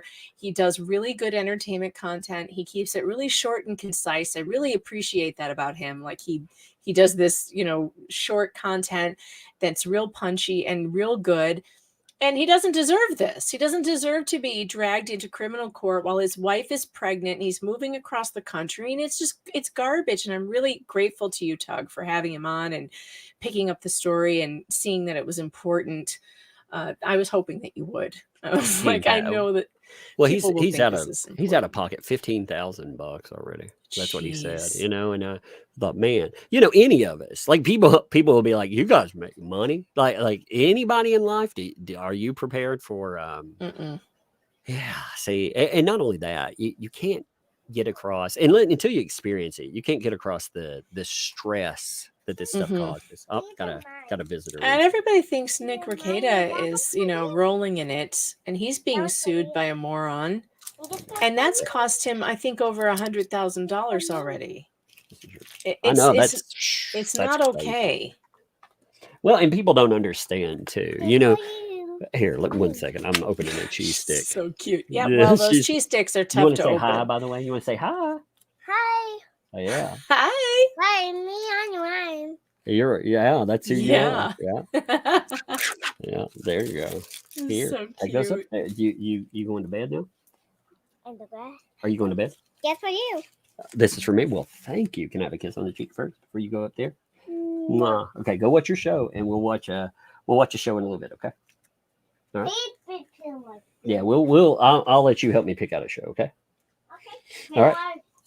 Did I hear not that you're penalized. homeschooling? Yeah. Yeah. Oh, that's so Go. cool. I did that too when my kids were young, and it was Yeah, really it's fun. it's fascinating. It was a like good this time. stuff. Yeah. We hired. So one of the things I do like about the internet is the fact that you have access to worldwide tutors. So Yeah. I felt like we needed a little bit of math assistance. And man, you find people all over the world that are Yeah. highly skilled. So that is one of the positive. But yeah, you can go out and approach history or whatever in a fun way, instead Oh, of we had such good times, me and the girls. My son was only 2 years old when we quit doing homeschooling and they went into regular school, so he didn't really get much of it. But my daughters, oh gosh, 6 years we did homeschooling and it was so much fun. I took them everywhere. I mean, we did school on the road all the time. We traveled, we went to every museum we could get to, and it was a good time. It was really good. I think it's fun for me. That's the fun thing too, because I get is. to, we were covering history. Oppenheimer hit, and I was like, well, the movie obviously has some stuff in it that's like, no, not kid friendly, but there are parts of it that work. And I was trying to teach them that, and also, I took the book World War Z. World War Z reads like a history book. And I told my daughter to read about 50 pages, before it gets to anything that would be inappropriate, cut it off. I wanted her to look at it because I didn't tell her what we were reading at first. And she thought we were reading a history book until the zombies popped up. And I was like, well, there's a lesson. That's a valuable lesson on who you believe, Right. That's funny. All right, Yeah, Crystal. no, homeschooling is great. Let's hit these real fast. We'll never do this otherwise. I know, right? We could talk all night. I It's the could thing. actually. A lot. I don't know. My mom's like, I could talk about bubble gum. And I'm like, yeah, that's true. I could talk about it for 3 hours. Crystal Love, thanks for the 16 months. Talk about a power team. Indeed. So excited to spend my Tuesday night with y'all. Love and thanks to both for what you do. Appreciate that. Sweet. Fallen Hero, thank you also for the gifted membership. Good to see you, my friend, by the way. Thank you. Pastor Flash. Pastor Flash. I know what this is going to be. Thanks for the $5. Hey there. Hope y'all are doing excellently. Y'all. I hate the written word. He's y'all. writing that because I said that too the other day. I was like, stop writing the word y'all. Yes. It's fine if you say it, but it looks so stupid written down. It's cultural appropriation, man. You're stealing my culture here. You know?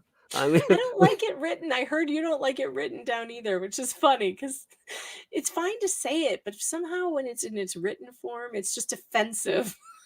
I saw there was a person out of, I think it was New York, that was falsely accusing someone, and they answered and they were like, y'all, blah blah blah. You know, they were going off, and I was like, oh, gross. You know, where are you getting that Gross. word from? That's cultural appropriation. How dare you? You can't use y'all if you're in New York. Exactly. I was like, no way.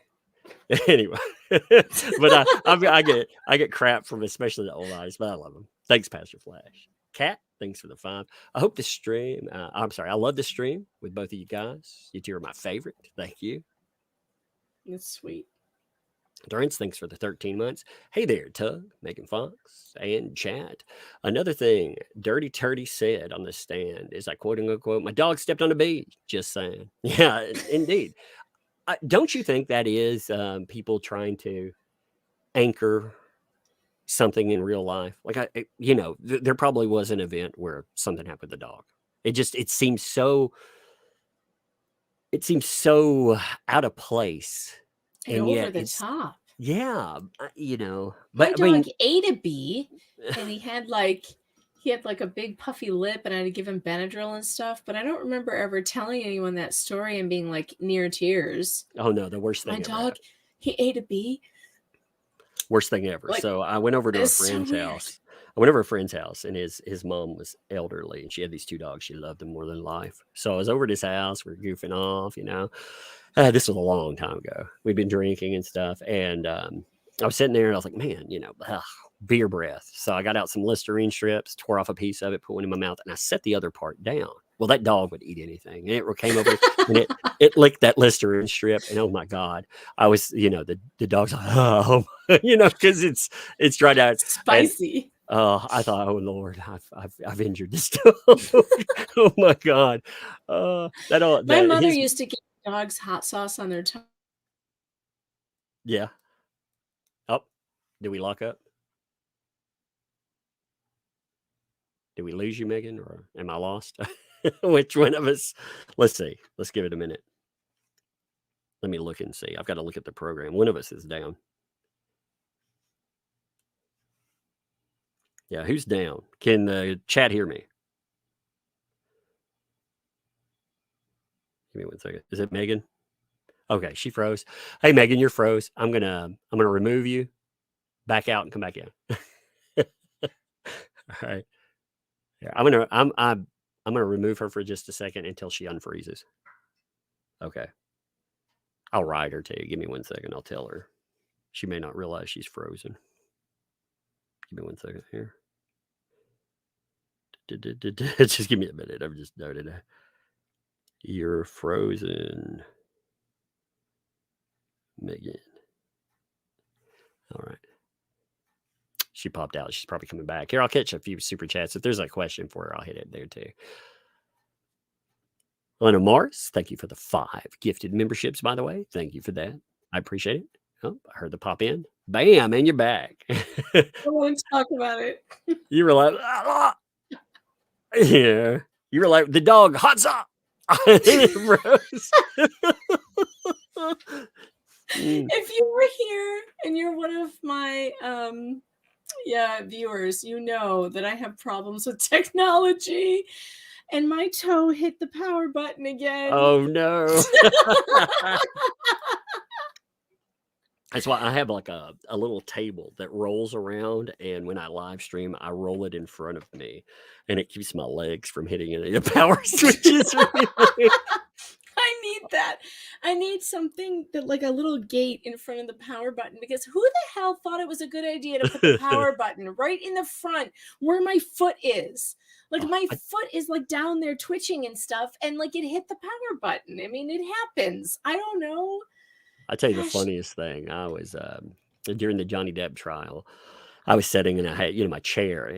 You put a lot of time in these chairs, they wear out after a while. So I shake mine back and forth, and I was shaking it back and, side to side, and the freaking rail broke off of it. And you can hear it there. You can hear, wham, you can hear, oh shit.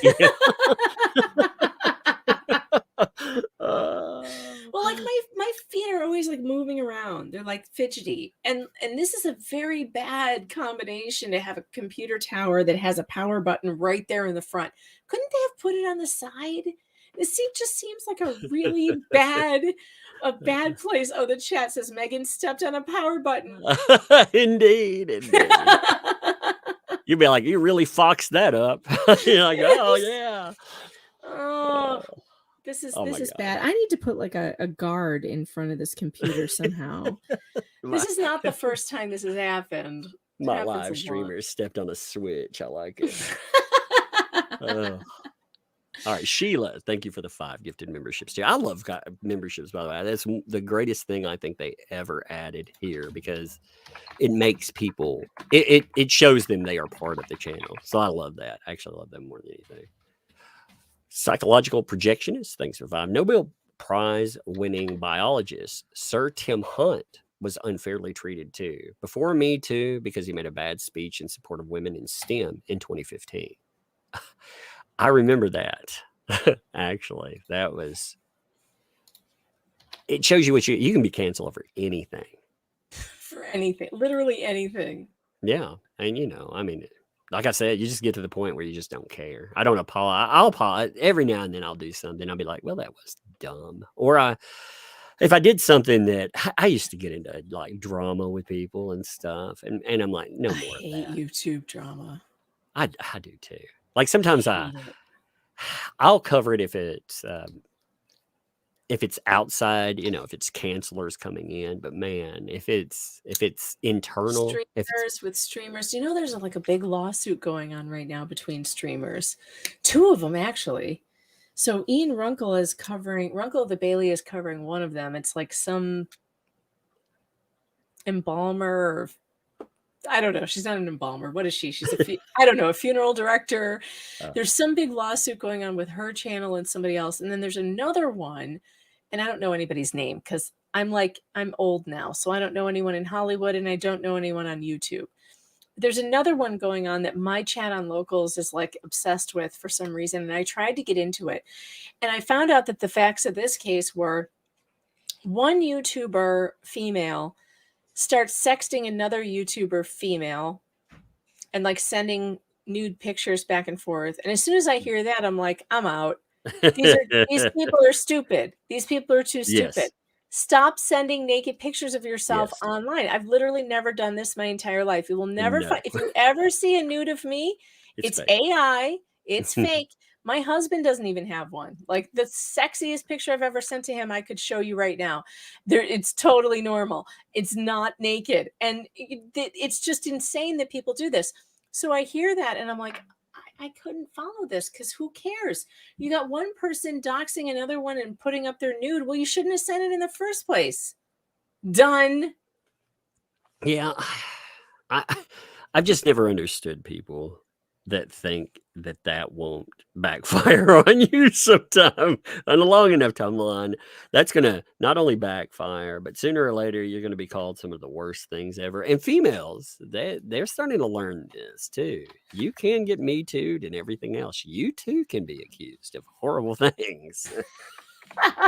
Yeah. I mean, it is, I've known a few that have since, and again, if it's consenting adults, that's your thing. Just remember, that's probably going to end up in the public one day. Somebody doesn't like and now it. They're suing each other over it, and it's like, but you sent someone a nude, someone you don't know. You thought that wasn't going to end up on you. You sent a YouTuber a naked picture of you. You thought she wasn't going to put it up on a stream at some point when she got upset. Indeed. I'll say, like, I see people too that they get to the point where just in messages, period. People dump messages, and I hate that practice. I absolutely hate it because we get to the point where, like when, on a long enough timeline, I'll probably offend anyone. I may have a day where, Megan and I, or something could happen. You'd be like, oh, that tug, and we should be able to communicate. I doubt it. Oh, I'll make sure it happens. Now you have to. Now you have to do something specifically to offend me. It's really hard. Yeah, I'm dropping the gauntlet on that. Did you hear the one about Catholics? No, just it's really hard. I laugh at all of that stuff. That's the best way to be, actually. All right, let's see. The Scranton Strangler, things to do. Just don't call me a liar. AH flashbacks. Indeed. I like that name, the Yeah. Scranton Strangler. That's funny. I like mashed potato goblin, and there's some great ones out there. Lily Smith, thanks for 5. If you mute a video, does it still count as watching it? I have about 15 videos going because I want to get credit, like them, but not watch. Yes, and actually, if you play ads that go through them, they do support the people that are there. So if you're really wanting to do it, it's not just playing it all the way through. YouTube judges it on percentage. So yeah, if you start a video and you're like, well, I heard what I want to hear in the first 3 minutes, play the rest of it if you can.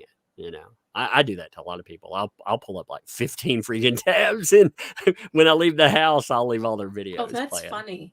I fall asleep to YouTube videos, and then I will go back. I actually watch them several times, because if I fall asleep and I miss something in the morning, I'll go back and watch it again. Yeah, I do that a lot.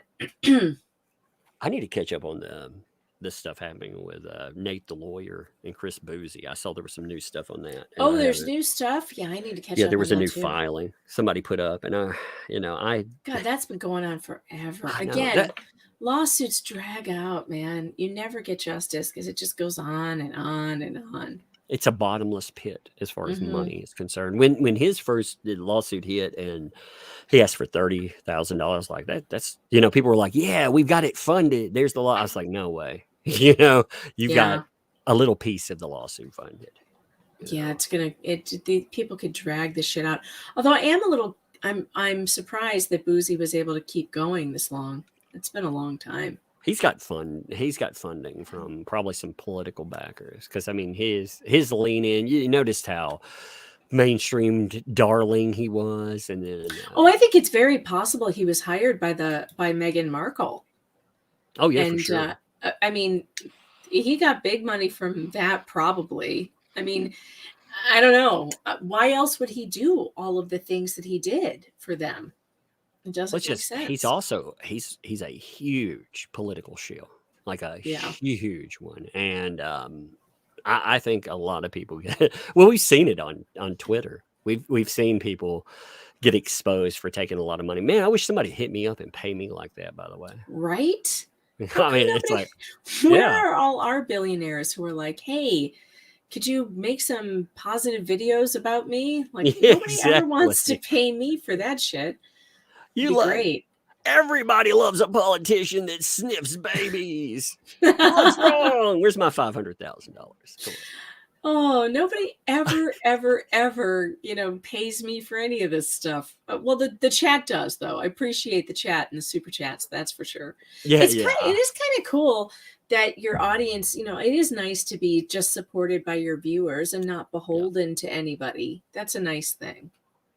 Yeah, I actually like the fact that you can see the, subscribers and all of that. That doesn't mean as much. Once you get to a certain, I think once you get past 150,000 subs, that's when you start to actually see whether or not people, back. It's not how many people show up per live stream. I mean, do people want to see what you continue doing, and they do back it.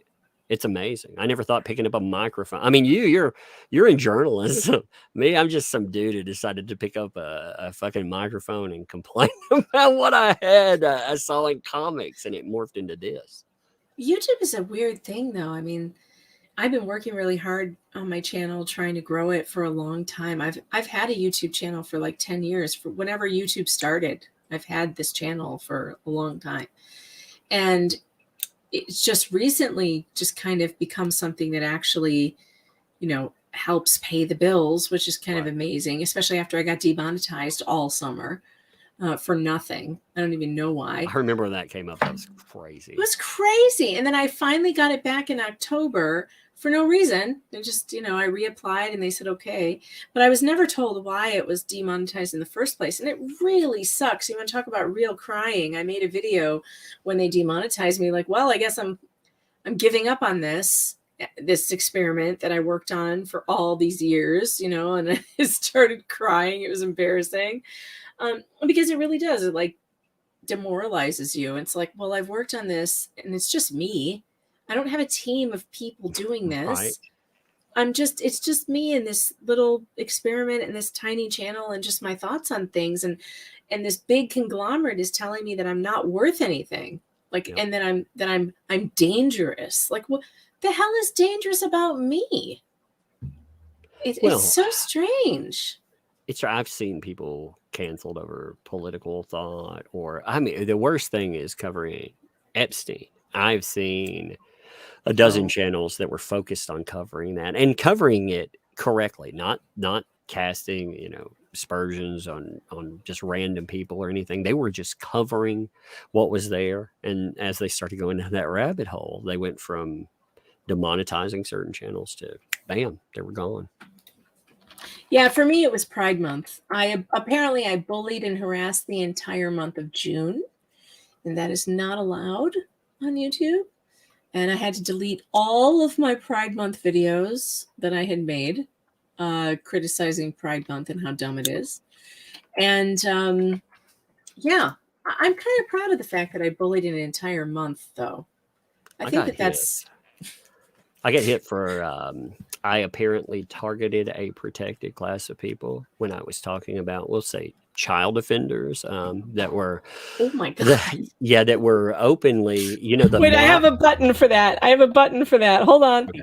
Get the fucking chainsaws ready. That's Nikita.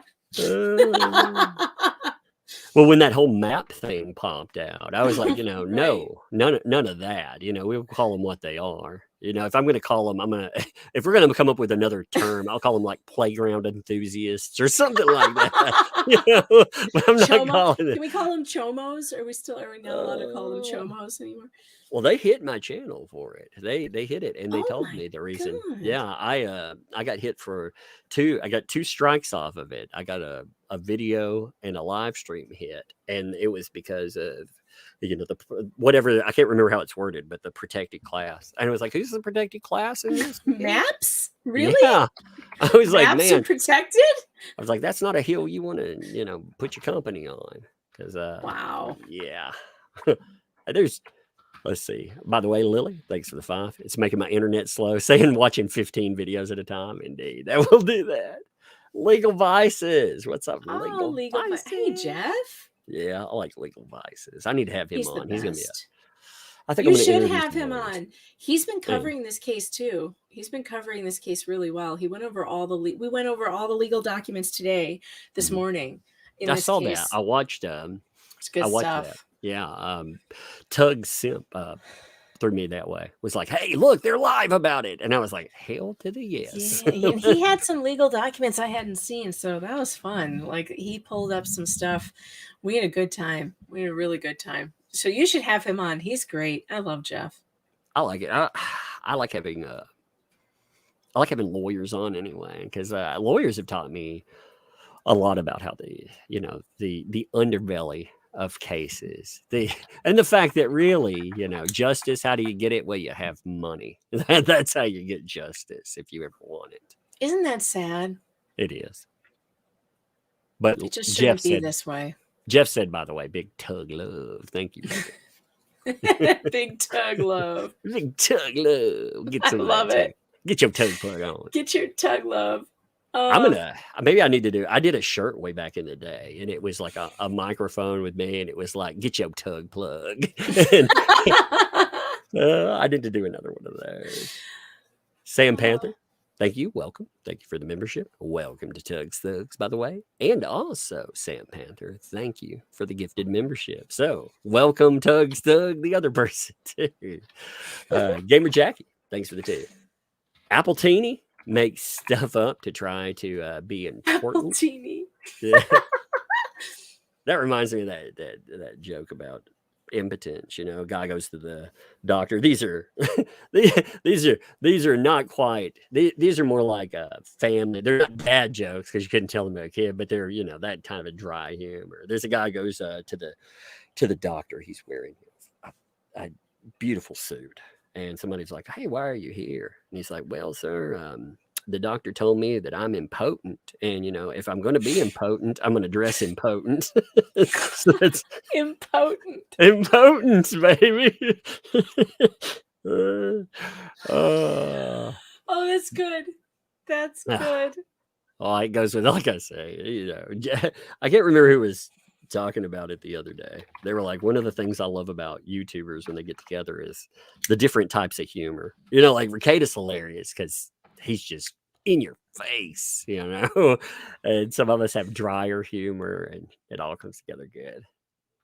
Let's see. Heather, what's up? Thanks for the 2. Listen and verify. Indeed. Yeah. I don't like where we are with that, though. Again, we've had to become investigators into claims. I don't want to look at somebody's claim saying this terrible thing happened to me. Well, we And wouldn't have to if they wouldn't name the alleged perpetrator. right. If they could just tell the story and be like, I just wanted people to know that this happened and it's okay to talk about, we wouldn't have to look into the claims, and we wouldn't, because there would be no reason. Well, we're to the point now that, it doesn't even matter what truly happened. We've seen cases where, again, someone else is the perpetrator, like it's easily verifiable, but hey, they said these words, therefore. Let's see. Angelica, thank you. Welcome. Thank you for your membership. Welcome to Tug Stugs. Serenity, thanks for the 5 there. You had me at sexy AI. Sexy AI, love it. And Emma, thank you for the 5 there. I think you should have Megan on once a week. She's so fun. I think it is fun. I popped on your channel the other day and I had a lot of fun. I like That was fun. Yeah. So I mean, get together. We'll definitely do more. I think, I think we Yeah, we should. It's funny. We do cover some of the same stuff. It's interesting. I just have a different, take on, not a different take, but like a different angle maybe on some of it. Sure. Because I am trying to sell it to an audience that is really into this 2024 election cycle right now. And like nothing I can do can shake them out of it. And like, I'm always trying to, because I don't even care. Everyone's asking, like, I used to be, Tug, those debates used to be my Super Bowl. I would be blogging online, live tweeting. I haven't watched one, not one. That's how little I care about 2024. Yeah, I tried, and it just. I just thought, really, these folks, they're this is my choice. No. Yeah, no, like we can't do any better than this. I guess this is what it is. Well, it's kind of funny. It just again you get more and more black pilled as it goes. You just start to hate them all. Yeah, they sell you the same thing every year like clockwork, and none of them change. That's the one thing that kills me about the conversations about a certain orange man. Whether you hate the guy or you love the guy, people forget why he became important in a conversation, and that's because everyone hated politicians. Yeah. And they tried. Whether you totally hated what he represented or you totally loved it. Again, I remember right before he came up, the satisfaction surveys on the Senate and the House, they were coming in at 11%. 11% of the population is like, I feel represented. Yeah, exactly. Wasn't that like their what's that rating they say, the approval rating? Yeah. For Congress was down at a record low. Yeah, it's getting into the single percentages at one. I was like, Lord, when you get into when you're between 1% and 9%, it's bad. It's bad. No doubt about it. It's bad. The only thing that might make me vote, because I had decided I was probably not going to vote in the presidential election, because for one, I live in New York. My votes never counted. I lived in Chicago before New York, so my vote never counted there either. So I kind of wonder, like, why do I keep doing this? The only thing that might make me vote in the presidential election is I still can't get that mugshot out of my head. And that made me angry. Right. Like, I was ready to just like give up before then and just be like, oh, who cares? Like, just let it burn. And then they did that. And it was so unnecessary to, you know, frog march him and get that mugshot. They wanted that mugshot. And I feel like that has to have backfired, because I know I'm not the only person who felt that way, who saw the mugshot and then was like, oh, well, you know, I may just crawl over broken glass now to vote for the guy that you hate this much. I'm horrified at where politics has gotten to the point that we will not you. We've always known that they'll do some corrupt, nasty stuff to take each other down, but they do it openly. They do it just right out in the open. They will use some of the most powerful institutions in the world to destroy their political opponents, and that's scary. It's banana republic stuff, which is what might motivate me to get to the polls this time. Although I don't know. I'm very jaded at this point. I tell you, like I was telling you the other day when I was on your channel, I kept having people tell me, you know, vote however you want to. You just got to vote. Just got to vote. And I was like, okay. So I made a video, and I sold it straight laced. I went through the whole day. I went and got I got proof of voting, which was not real, by the way. It was all part of a joke. So I got to the end of it, and people were like, "Who'd you vote for?" I was like, "Hey, I'll put out a video." So I put out a video being like, "Yeah, I listened to all of you, and I voted for Kanye West." And I lost 1,500 subscribers to that No joke. way. Yeah, I was like, For oh a my joke. God. I know. You know what I said the other day on Twitter? I swear I lost a bunch of people too. And this is a true thing that's happening. But I said, pay attention to my channel. Coming up, I'm going to endorse a Democrat for the first time in my life, which is true. I'm going to. And I haven't said who it is yet, but I am going to endorse a Democrat who's running for an office for the first time ever. And my God, the yelling and screaming at me on Twitter from people is like, it's outrageous. And I'm like, you know, this is turning into an IQ test, because everyone assumed that it was for the presidential race, for one, as if there aren't a million other races going on out there that actually mean something. Right. No one can see past this presidential blinders thing they have on.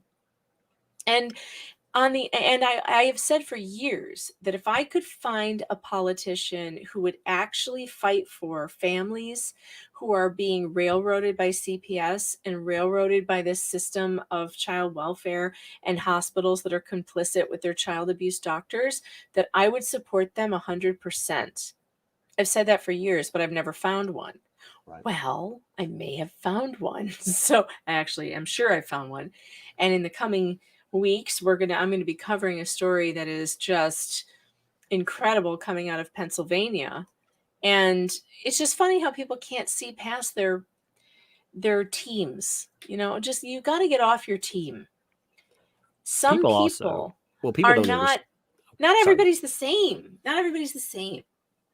Go ahead. Yeah, well, you know, people don't understand how powerful these institutions are either. I remember when Texas got in a fight with CPS. You know, I mean, you're having your Texas government getting in fights with your child protective services, and it was so bad that holding them in contempt and stuff. Yeah. Oh, I got it.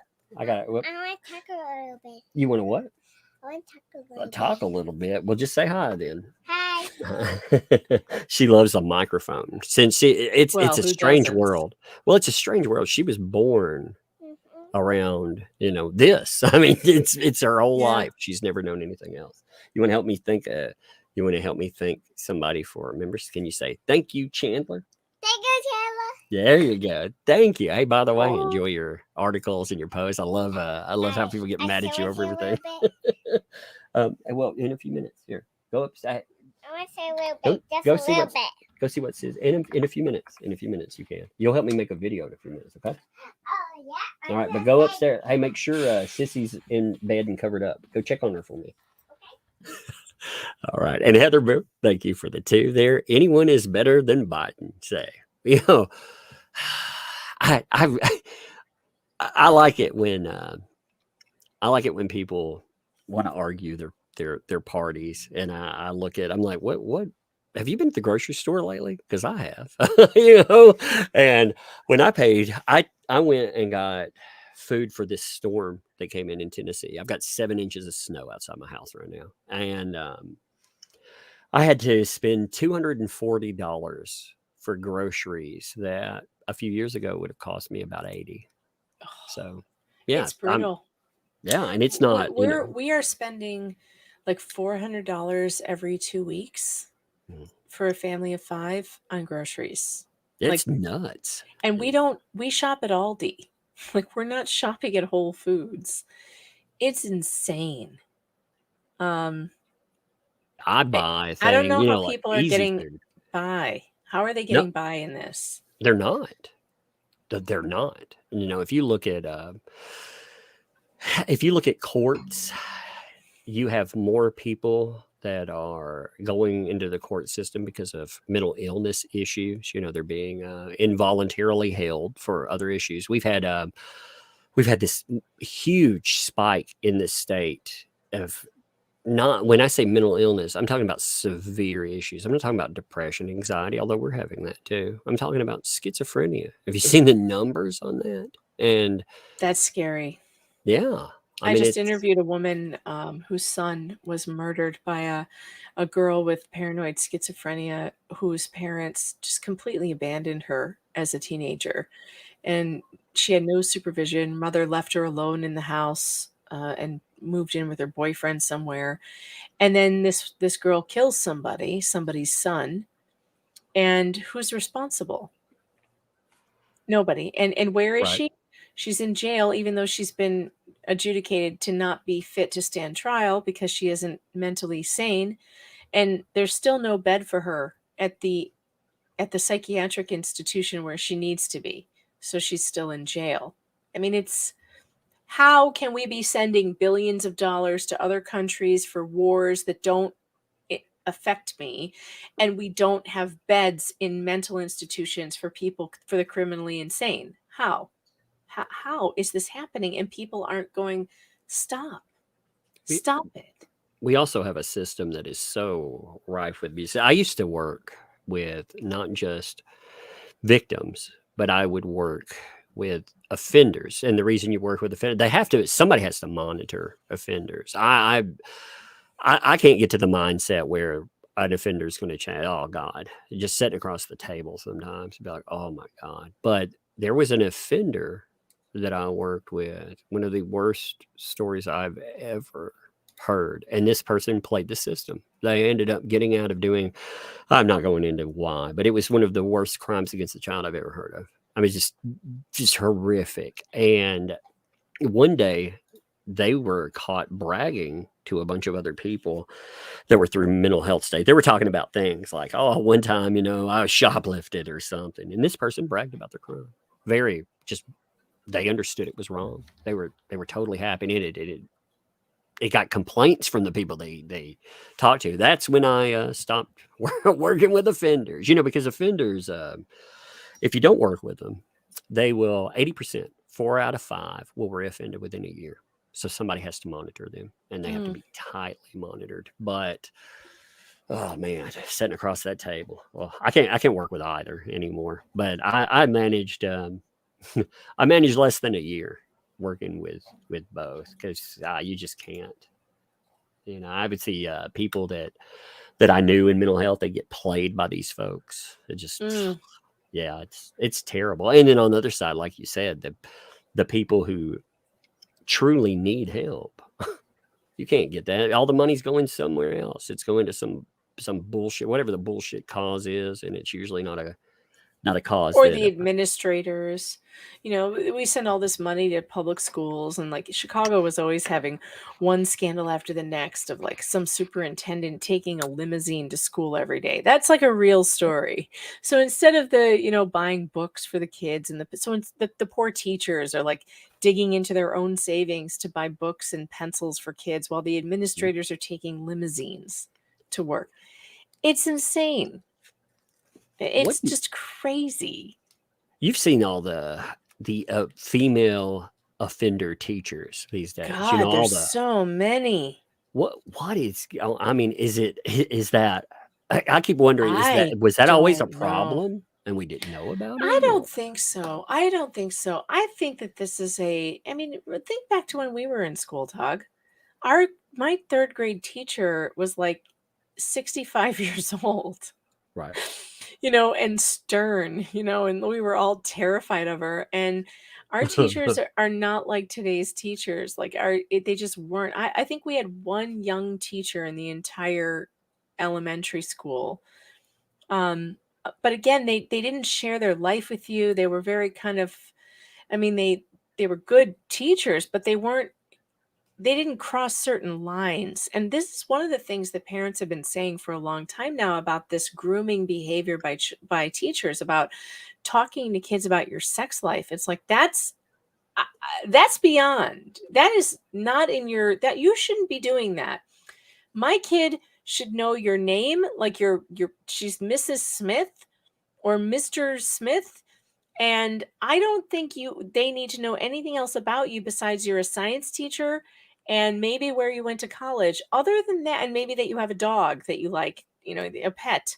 But other than that, like, they don't need to know about your personal life. And I think when you cross boundaries, and these teachers are constantly on TikTok, all like, oh, we gotta connect with the youth and teach them about our pronouns. Like, fuck you and your pronouns. Like, you need to stay away from my kid and with your boundary crossing bullshit. Nobody. Do you remember?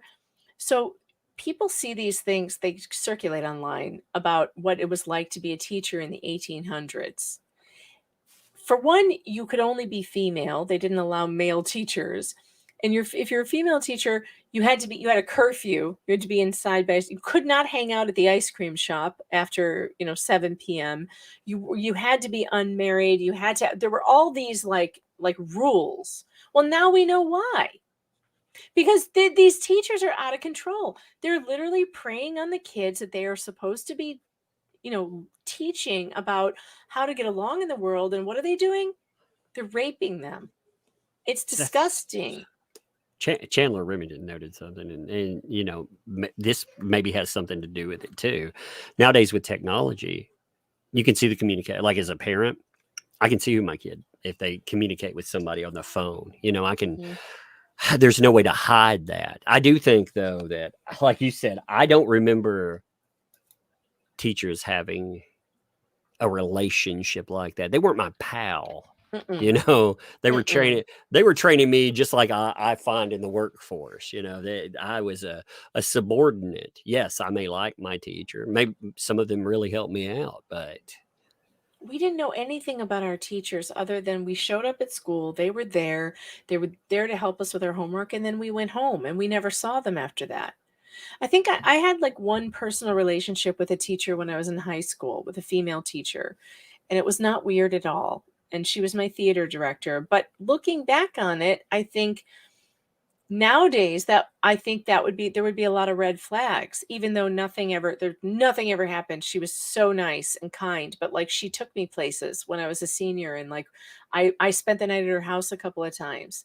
But she was a good friend to me.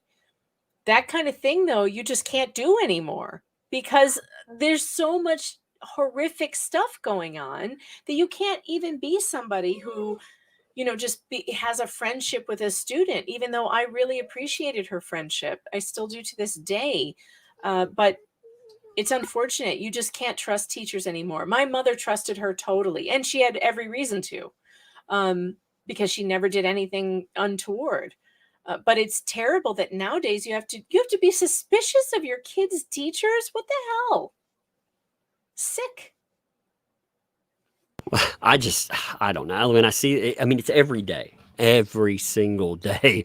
We find that. I got to the point where, at first I would post about these coming up, but it was no surprise anymore. And what really bothers me about it is the way society reacts to it. Oh man, if that were me, that's a dream there, man. That's not a dream. And even if it is some kids, a kid doesn't, they don't know better.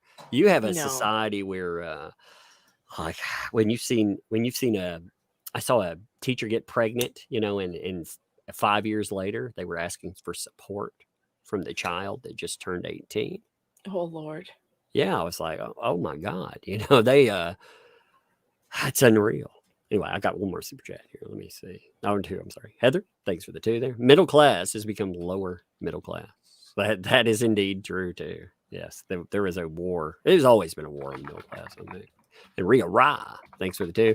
Teachers want to be your mate now. Yeah, that's actually I think that's a double say. Yeah, they want to be your buddy. They also some want to be your mate. Well, it's unfortunate though for the times when, like I said, I had a teacher who was my friend, and Right. we were friends long after I graduated. Until Barack Obama got elected, and she couldn't take my opinions anymore, and then she quit talking to me. But we were good friends for a long time, and it's unfortunate that like that kind of thing can't even really happen anymore because everyone will be suspicious, and Yeah. it's a red flag, and it's weird. It's too bad. I had 2 teachers I remember making a real impact. One of them really, like someone we talked about before, reading. They put together a school contest to see, hey, people, kids can read, right? And I'd learned to speed read the year before, so I was reading. They encouraged me learn speed reading. Learn to take in facts, and I read enough books that year that they made me take a test to prove that I was reading the books. But it was, a teacher encouraged that, and it was like, man, I always appreciated that. And then I had another teacher really show interest. I wasn't paying attention with certain subjects. I wanted to write, I enjoyed other things, and they helped me steer that into actually, graduating instead of having problems long term. And I appreciated that too. These days, though, like you said, you can't. If a teacher is appropriate, there's so many inappropriate teachers that, they ruin it. This most recent one that I saw, the father of the student was allowing it to happen, Oh, I saw and that. he was quoted in the press as saying, well, he was going to do it anyway, so he might as well have my permission. It's like, sir, you fail as a father, because that is not what parenting is about. Parenting is not about giving up and saying, well, he's going to do it anyway. Is he going to do heroin too? Are you going to give him the needle for that? You're going to introduce him to a drug dealer? Where does it end? Oh, he's going to drink, so you're just going to give him the alcohol now? It makes no sense to me. It makes no sense. But I personally think Chandler was saying in the chat, what causes 35-year-old women to be interested in 15-year-old boys? And I think it's porn. I think everyone has a porn problem, and everyone needs to put the porn down. Just put the porn down and Put the porn down. Find a hobby, maybe touch some grass, talk to actual people, and quit being obsessed with porn. I feel like I got on the last chopper out of Nam in a lot of ways with my marriage, getting married before the dating apps happened, and also not getting into this online porn thing, because when I was growing up, it was magazines, and I was never interested in any of that. I think the first porn movie I saw, oh God, traumatized me because it was Ron Jeremy. Oh, no. Oh, no. And if you want to turn somebody off of porn, just show them one of Ron Jeremy's films. That's like watching Gollum, like trying It's to deliver the horrible. It mail. was horrible. It was horrible. Like, that was my intro into porn and my exit immediately. The intro and exit. That was it. It was like, whoa, I don't like that at all. Like, put down the porn and like just talk to people. I don't know, but I feel like porn has ruined everything. The first time I ever saw adult content, like adult magazines, we were exploring like all these abandoned buildings. We're out in the middle of nowhere, just wandering around. We found this creepy old building, and it was full of just the weirdest stuff. And in it were all these, adult I was like, oh, that's a warning sign. Let's get out of here before deliverance happens. Yeah. It's probably not a safe place. Oh my God. I learned my lesson about any of those places anyway. One time we went up on I thought it was an abandoned house, and I knocked on it. I was like, I jumped over this fence and knocked on it. And a guy, there were a door down and everything else. They just had a door hanging, and this guy comes to the door, knocks his own door over, but he had a shotgun, and I was like, Oh "Oh my." Lord. Yeah. So, he's like, "Oh, kids." So I took off, and It's like it's Boo amazing what Radley's you house. well, what's crazy is you develop superhuman abilities when your adrenaline's running. So I was running, and I mean, I jumped. I jumped high enough that I hit the fence post on the top, and the guy shot. Bam! Salt rock right in the back. Bam! Oh, Uh, that'll I- terrify you. oh my god, that was the worst feeling ever. I mean, I'm glad it wasn't. I'm glad it Wow. wasn't bullets, but You got shot with salt rock salt from a rock. Yeah, shotgun. yeah. Country living, baby. Ooh, that'll teach you. That'll Yeah, teach you to yeah. I was mind like, your no own more looking business. at abandoned buildings because someone might be living What do they there. say? Salt rock, birdshot, buckshot. Yep. Well, That's how you load it. we get a lot of transplants from like New York and California. And I was talking to these folks that I knew from California. They were talking about buying some land out in the middle of nowhere, and I was like, that's deliverance country. And they're like, no, it's fine. The banks they're selling land. I was like, yeah, that's because they repossess some land out there, and if you go out there, bad things will happen to you. Oh my god. Oh my god. These I I got mean, lost in Missouri once. So we were renting some house to have like a Christmas with family. We had family in Oklahoma, so we were meeting in Missouri, so it wasn't so long of a drive. And we were on the Ozarks, like the Ozark, whatever those lakes are.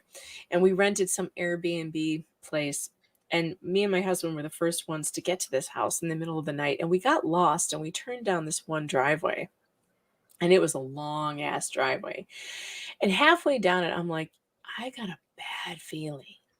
Like there's like cars. Like I'm like, we gotta get out of here like now. We gotta like turn around and get the hell out of here. Because one, we can't see anything. I'm seeing abandoned cars. This driveway goes on forever. And I feel like if we continue down this driveway, we ain't never coming back. Okay. Can we please just find some civilization and wait till the sun comes up to find where we're going? And it was crazy. We got out of there, but I had just the worst feeling. It was like, we're in the middle of nowhere. If we disappeared in Missouri, no one's coming to look nobody for would us. care. Okay. No one is coming to look for us. We went down. We were down in Oklahoma. Oklahoma has some funny stuff, by the way. They have a lake called Eufaula, and the place that it's in is called Lottawada. So it's Eufaula in Lottawada. But anyway, we were driving through there, and it was really late, and we passed this animal that was feeding on another animal. Well, while we passed it, it stood up on its back legs and started running after us. Like it looked like a little person. It was like, "Ah," yeah. And it was so bizarre. Wait a minute. What kind of animal was this? I was Did you like, I had a identify it? friend driving. I was like, did you see that? I was like, is that real? It's a Am I that chupacabra. tired? It's a chupacabra. My friend was like, man, those Okie babies are really ugly. I think you saw a chupacabra, Tug. I don't know What what the hell was hell it? it was. It looked like a freaking. It looked like a sewer rat face, but I mean, it was running on its bat leg. I thought, is that some kind of possum or I don't know because I was running on its back legs with its little arms. You are describing a chupacabra. You know that, right? I'm telling you, Or I'm a describing skinwalker, right? The chat an says inbred skinwalker. Okie is what I'm talking about, maybe. Just some Okie just feeding on roadkill. I don't. Lord. That gives me the creeps, Tug. Did you film it? What year was this? No, What that year was this? before filming. Before cell Some of the phones. stuff. No, yeah, back when. I mean, my God, some of the places I tell the stories about, like the haunted house we moved into and all that. Oh, it's good stuff, man. We'll have to talk about all that craziness one day. Maybe it was one of these lizard people. Lizard people. You You remember like Hillary Clinton. You remember when YouTube was fun and you could like look up and they'd be like, Obama's Oh my really a God. lizard person. Yeah, You know, David Icke. Do you remember? I used to fall asleep listening to David Well, Icke every yeah. night, and they took him off of YouTube. YouTube has never been the same without David Icke and his archons. I swear to God, it's my favorite thing ever. Oh, and also the Illuminati trannies. Did you ever watch those videos? There were just so many funny things, you know, and so much of You're this going to get stuff. demonetized for that, by the way. I shouldn't have said that. Well, I figure live streams are a coin flip anyway. Yes, if you like the channel, please consider supporting it. Because we have guests like Megan Fox. No, I'm just kidding. Who continue to say things they shouldn't say. The Illuminati tranny shows, though, are the best. Those are so funny. It's basically this one guy who insists that every single Hollywood star that you see, every female, is actually a guy. Actually a guy.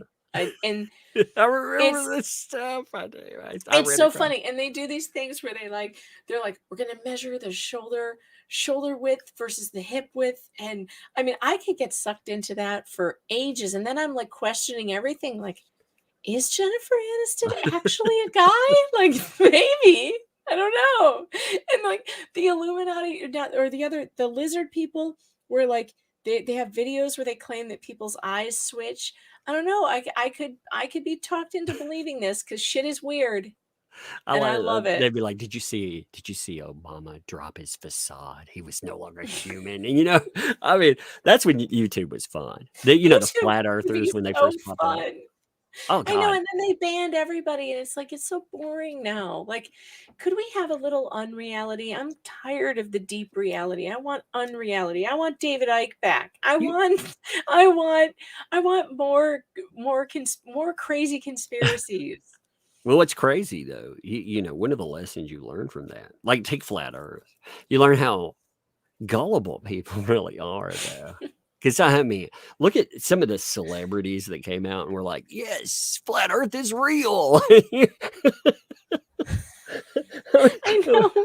know. It's fun. It's really fun. And I don't know why we have to be so. Why do we have to be so serious on YouTube now? YouTube used to be the greatest place on earth to talk about like ritual satanic something and what do they call that? Remote viewing. Your remote viewing. Oh, did you see my live stream? Yes. Oh my. Yeah, and I was like, this is not the They shouldn't have gone to the FBI. They should have gone to the CIA because they invented this shit. What's sad is that lady really did. Here, I'm gonna pull that up real fast. We're gonna end in a few minutes, but I'm having fun right this second. I love these kind of conversations. Like, you don't. Me too. I don't know. The Johnny Depp. Like, I couldn't believe people were.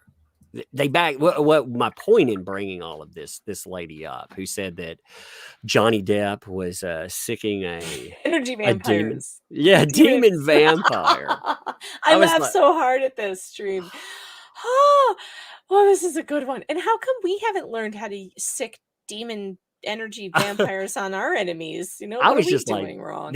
oh man, her backlog of stuff is so amazing. Apparently, she's had stalking charges before. And what really disturbed me about this was the listen and believe crowd.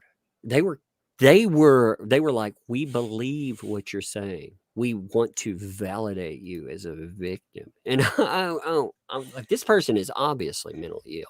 Obviously, you know, they're beyond like this isn't trolling. They went to the FBI and stuff. This is real. Well, they went to the wrong organization. The CIA would have known all about it.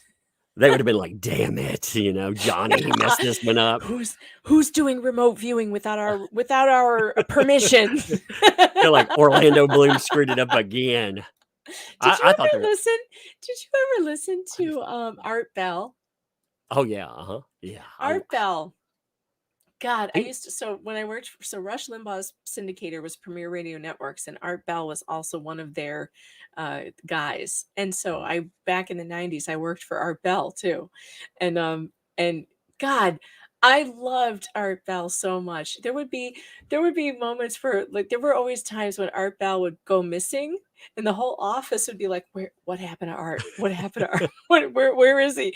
And because he was convinced that, like, you know, the CIA was stalking him and stuff, and so he would go dark, and then the whole office would be like, what are we going to tell the advertisers? Because Art's not showing up to the show. Like, it was just crazy. It was so great. Check these out, though. Look, here's Katy Perry as a Freemason puppet pop singer who's targeting them. I mean, all these people, and it was all connected to psychics like John Edward. But when I was going through this, oh, look, Rebecca Jones, I thought that was really funny. I was like, oh, Rebecca Jones. Rebecca Jones is a crazy story.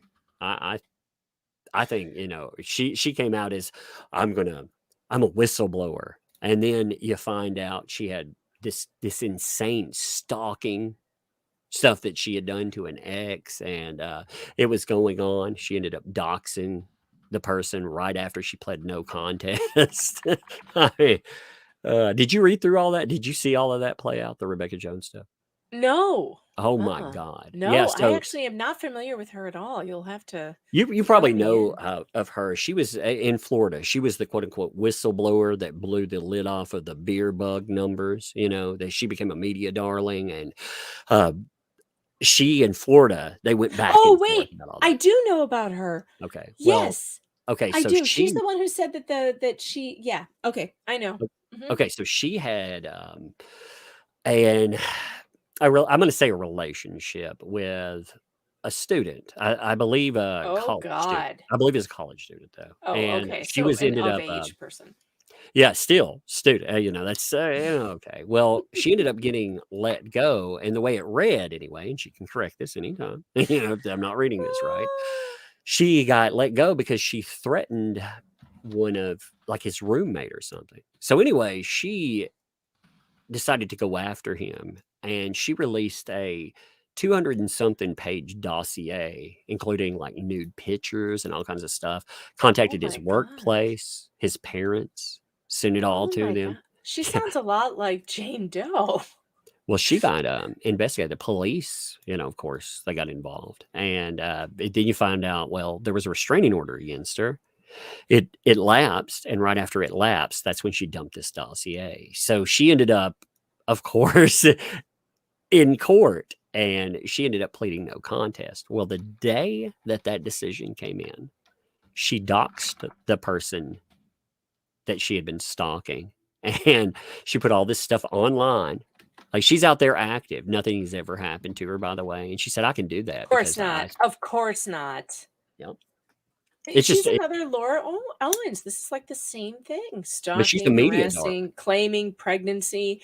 And clearly, okay, so these people, so somebody else on one of those streams I was doing said that Laura Owens reminded them of Sherry Papino, the woman who faked her own kidnapping. She said she was sex trafficked. She even had her boyfriend brand her back. Yes. So she could, and she was like, she had hurt herself, like Gone Girl.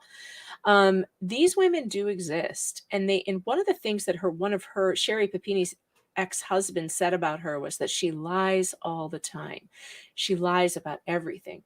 And these women are very similar. Like, you catch them in these lies. Like Laura Owens has had a lot of lying, like with fake pregnancies. And now you're this Rebecca, whatever her name is, Jones. What's her name? Jones? Yeah, Rebecca Jones.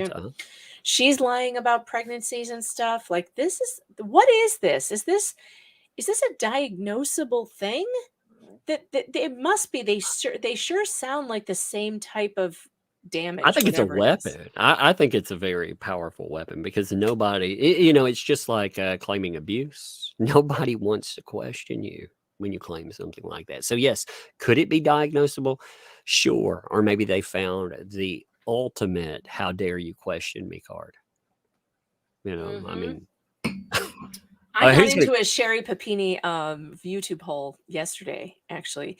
I didn't get to her interrogation video yet, but I'm going to get there because I hear it's really something. But that's fun.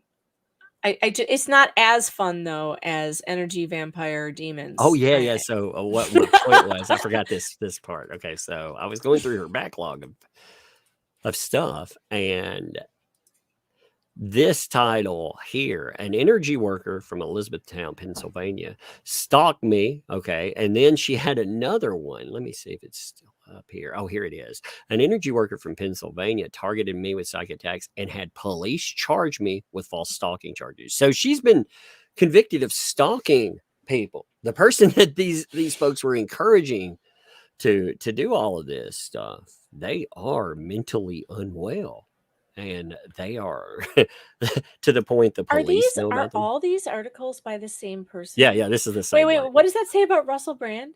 Oh, Russell. Let's see. Where is No, it? go down. Right Down, there. okay. Comedian, self-help guru Russell Brand likes to pull my energy through cords of attachment. What?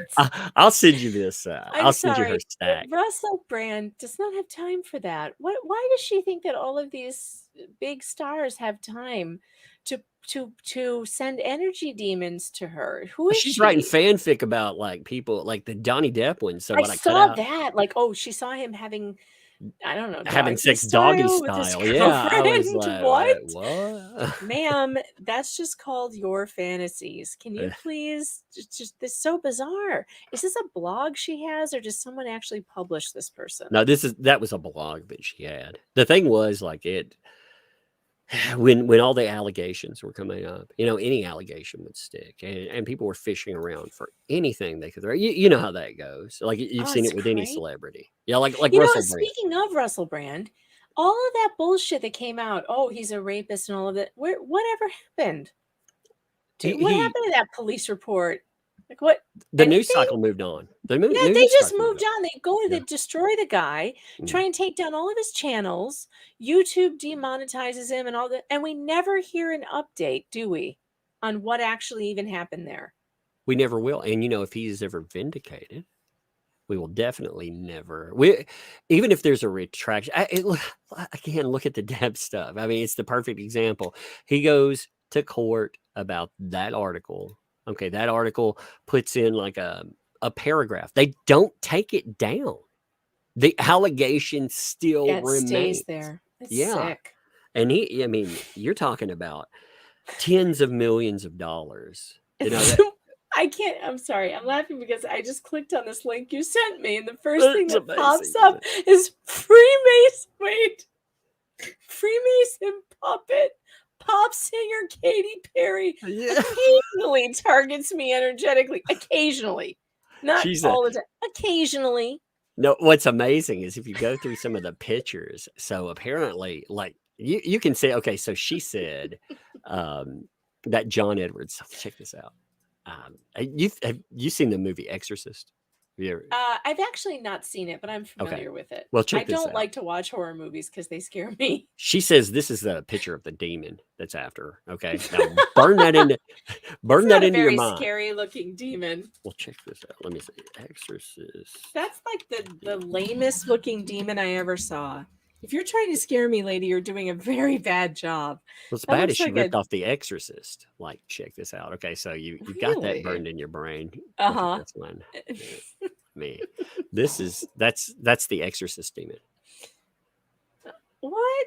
It's the same thing. It's the same thing. Yeah. I mean, so what she's doing, like I said, she's probably mentally ill for real. And she's probably hearing voices.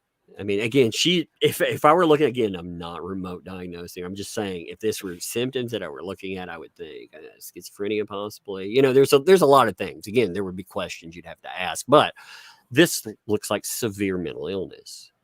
Again, to the point you're going to law enforcement. It seems that she truly believes this. And my point in bringing it up, besides the fact that some of it's funny as hell, is the fact that the Listen and Believe cloud weaponized it. Right. They validated it. Are you serious? Who believed her? The herd crowd. There's you can look up Johnny Depp vampire and you can find him validating her. This kind of does sound like stuff that Albertini was trying to tell me about Johnny, and I wouldn't hear it. I was just like, I don't care. And then he would move on because he realized I wasn't gonna it's almost like if you give him an inch, then he goes further. But if you don't, then he backs off and tries something else. That's like kind of what he did with me. Was he would try to go down the satanic road with me, and I'd be like, I don't believe that. He's reading the crowd and he's thinking conservative, faith-based. He's like, what can I accuse somebody of? Yeah. So if he goes to Satanism with me, he thinks, oh, she's gonna bite on Satanism, and then I'm like, Satanists have rights too. And he's like, what?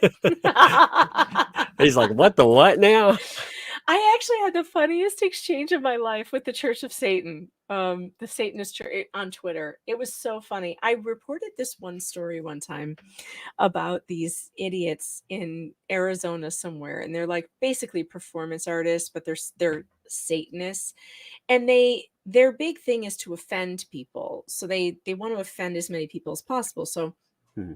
they would have these very public displays of obnoxiousness in the middle of the street, where they would take a statue of the Virgin Mary and then they would cover it in blood and desecrate it, and it would make the news. And so I wrote about this to say, what is this stupid performance art, and why does anybody, why do we talk about this? I mean, these people are sick. Well, I put it out on Twitter, and the next thing you know, the literal official Church of Satan is tweeting me back going, we don't have anything to do with these people. The Church of Satan is like, we don't know these people, and we think they're idiots, and we agree with you. That is not what we are about. And it was the funniest thing ever. I was like, what timeline is this that I am having a conversation with the Church of Satan and we're finding common ground? Oh, God, there was a comic guy that ended up, getting involved and going after all kinds of people. And one of the things is people started doing a dive into his past, and some of the funniest stuff came up. One of the things he was doing good works, he said, for the Church of Satan. He was collecting tampons for needy women and delivering them in the name of Church of Satan. I was like, wait, what? The conversations in that were amazing too. We found a conversation posted in an apartment building, like area he lived, and they were like, I don't find it very funny that you've talked about having relationships with my dog. Oh God. Yeah, when you get denounced by the Church of Satan, you've gone too far. You've gone down. I mean, because like you said, most of the people involved there are they're trying to get a reaction. They want it. I mean, It's that's the whole thing. trolling. It's Yep. really all it is. It's trolling. I mean, I tried to tell conservatives and like, see, conservatives are triggered way too easily. And these so-called Satanists really like to trigger them. And so that thing that happened a couple months ago, where there was during Christmas time, there was like a satanic display at Oh, some yeah, I saw state that. house in Ohio or Indiana, I don't know where, some Midwestern state house. And the entire right lost its damn mind over this stupid goat statue. It was ugly, it was dumb, and if you had just ignored it, it would have they wouldn't have done it next year, because they didn't get the reaction they were looking for. But they got the reaction, down to like one of the elected officials like beheaded this thing that was literally made out of pool noodles. Like, pool noodles is what was underneath this robed, goat-headed thing. And I mean, it's like, okay, but now you made their point. You showed them that they can trigger you, they can make you upset. And the truth is, if you just ignore them, they go away. They're attention-seeking whores, and they got everything they wanted from that. Well, and their point, they're making a very loud point about freedom of expression, and you can hate it, you can think it's the worst thing ever, but the same people that oppose that, they open the door for it. I mean, I know. And if you don't let the Satanists put their little display up for Christmas, well, then why do you think you're going to have the right to put up your tree? Because they will absolutely go to court. If the state house bans them, they will go to court and get everybody banned. Yep. And that's exactly what they're looking for. They're actually looking to open the door to a court case to keep you from putting your nativity or your menorah or whatever. The floaty pool noodles. Yes, Sheila, floaty pool noodles. So underneath. So when the guy knocked it over, he like beheaded the thing. Then somebody took pictures, and you could see that under the black robe were pool noodle arms and legs. I have to give it to him. It was a good troll. I was looking for somebody told me online. I can't find it. I clipped it even. I was going to show it to you. Somebody was like, this was a little older, but they were like, how dare you talk to that Megan Fox? She's a she's a misogynist. And I was like, a misogynist? She's How does that work? And they were like, internalized misogyny, my friend. But wait, when you heard that, weren't you like, she sounds like my kind of girl? I was just like, it's amazing that, that women that speak up about accusations in this venue, this field, they end up being called misogynists. It's true, though. I really generally don't like women very much. I'll tell you, I don't. I don't hate them or anything, but I do think that women have lower IQs most of the time. And I think that women are easily led astray. I know for my own self, I definitely think that I can be more easily hoodwinked than I know my husband can. And I also think that we need each other. Women and men really need each other. And We do. this you go girl crap and girl power garbage is dangerous and stupid. And I think that women need to recognize that they need the men in their lives, and they need to consult with them and talk to them and take their opinions very seriously. I would be lost without my husband and my father. I mean, they have saved me from all kinds of things that there was something that happened just the other day. I won't say who, but I had been, I guess, working closely with someone, and my husband had met this person, and he never liked this person, and he didn't say anything to me about it. And then something happened, and this person stabbed me in the back. And when I went and talked to him about it, he was like, "Yeah, I knew that was going to happen." Like, he saw it coming. And like, that's the kind of thing we need to be, as women need to be more aware of, that like women and men complement one another, and our strengths are not their strengths, but their strengths are not ours. And like, just appreciate that about men. And I hate this "it's us against them" bullshit. I think we should just work as a team and stop. So if that makes me a misogynist because I see the weakness that a lot of women have, including myself, I think women can be more easily taken in, and I think women are vulnerable to different types of con jobs and stuff. I don't. If that makes me a misogynist, well, I guess I'm a misogynist. I don't really give a shit what people call me. So I think a lot of it goes down to emotional manipulation. I don't think it really goes to intelligence. I think that women are trying to be, more emotionally reactive. And that's societally. I'm not, as far as a generalized point. And I think a lot of people try to prey on that. That's how a lot of these giant social movements have basically created an accusation fest, because they figure, hey, we can target you, because a lot of us have had, men and women, we have had very negative experiences with the opposite sex. And when you play that out, yeah, you're going to get a reaction. And I don't know, it disturbs me, because like you said, ultimately we're not going to get anything done if we're on different sides of this thing. you're not calling names all the time and like, "Oh, you're this and you're that." I just look, I have my own life experiences. You people out there have your own life experiences, which are all valid, and your opinions are valid too. All I do is I share my opinions, and some people are very upset by that. I don't suggest that my opinions, though, are the right ones, or that they're the only opinions to have, but I have a right to have them. My And it's opinions are odd right. how many people get so triggered by it, My opinions are all right. I don't know what you're talking about. Not alt-right, no. Now you're screwed. Now you're screwed. Someone's gonna clip that. They're gonna Someone click is- it. They're gonna be like, "Did he say alt?" They're like, no. Someone is also going to clip when I said I think women have lower IQs. No one Yes. can tell the joke anymore either. Like, you can't tell a joke. Like, you can't tell a joke and have it be taken as a joke. You have to explain jokes. Is there anything worse than explaining a joke?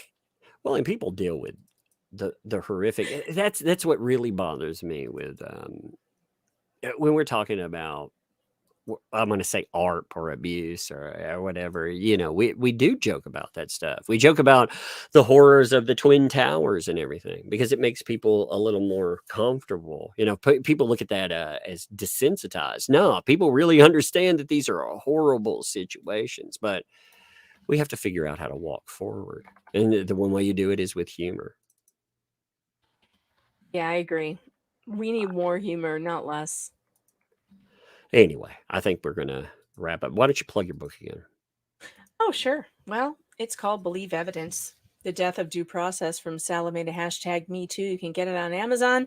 And if you're interested in how to FOIA government agencies when they do you wrong and make them regret even existing, you might want to pick up Shut Up: The Bizarre War That One Public Library Waged Against the First Amendment, because this is really a great guide to how to FOIA government agencies when they do you wrong. And also how to respond to lawsuits, false lawsuits and things like that. You can get those on Amazon, and please visit my channel and please subscribe. We just hit 25,000 the other day, Props. and I'm looking forward to 30. I think that can happen really soon, and that would be great. I'm having a great time. I'm covering the Clayton Echard story over there. I'm covering Maya Kowalski. I am also covering a medical kidnapping case in Georgia, the Hernandez case that is finally picking up some steam in the mainstream press. It hit MSN today. Woohoo! I'm excited about that. And it's a terrible case of a child abuse doctor taking a baby away from a family without doing the underlying. I saw that. I forgot what the name of that. Yeah, they didn't do the underlying tests to see, not all of them anyway, to rule out every other option than abuse, which I think should be standard. Shouldn't you rule out everything before you accuse people of abuse? Indeed. Yes. So indeed. we're following the Hernandez case on my channel. If you're looking into catching up on that, please go and see that. I have an entire playlist on the Echard scandal called Fetal Attraction, Fetal Attraction is so awesome. Which I think is the perfect title. And you should go catch up on it because it's great. So go over there and subscribe. And thanks, Tug, for having me on. I appreciate it. It's been fun. We'll have to do other stuff too. You know, like I said, we'll have to have more live streams.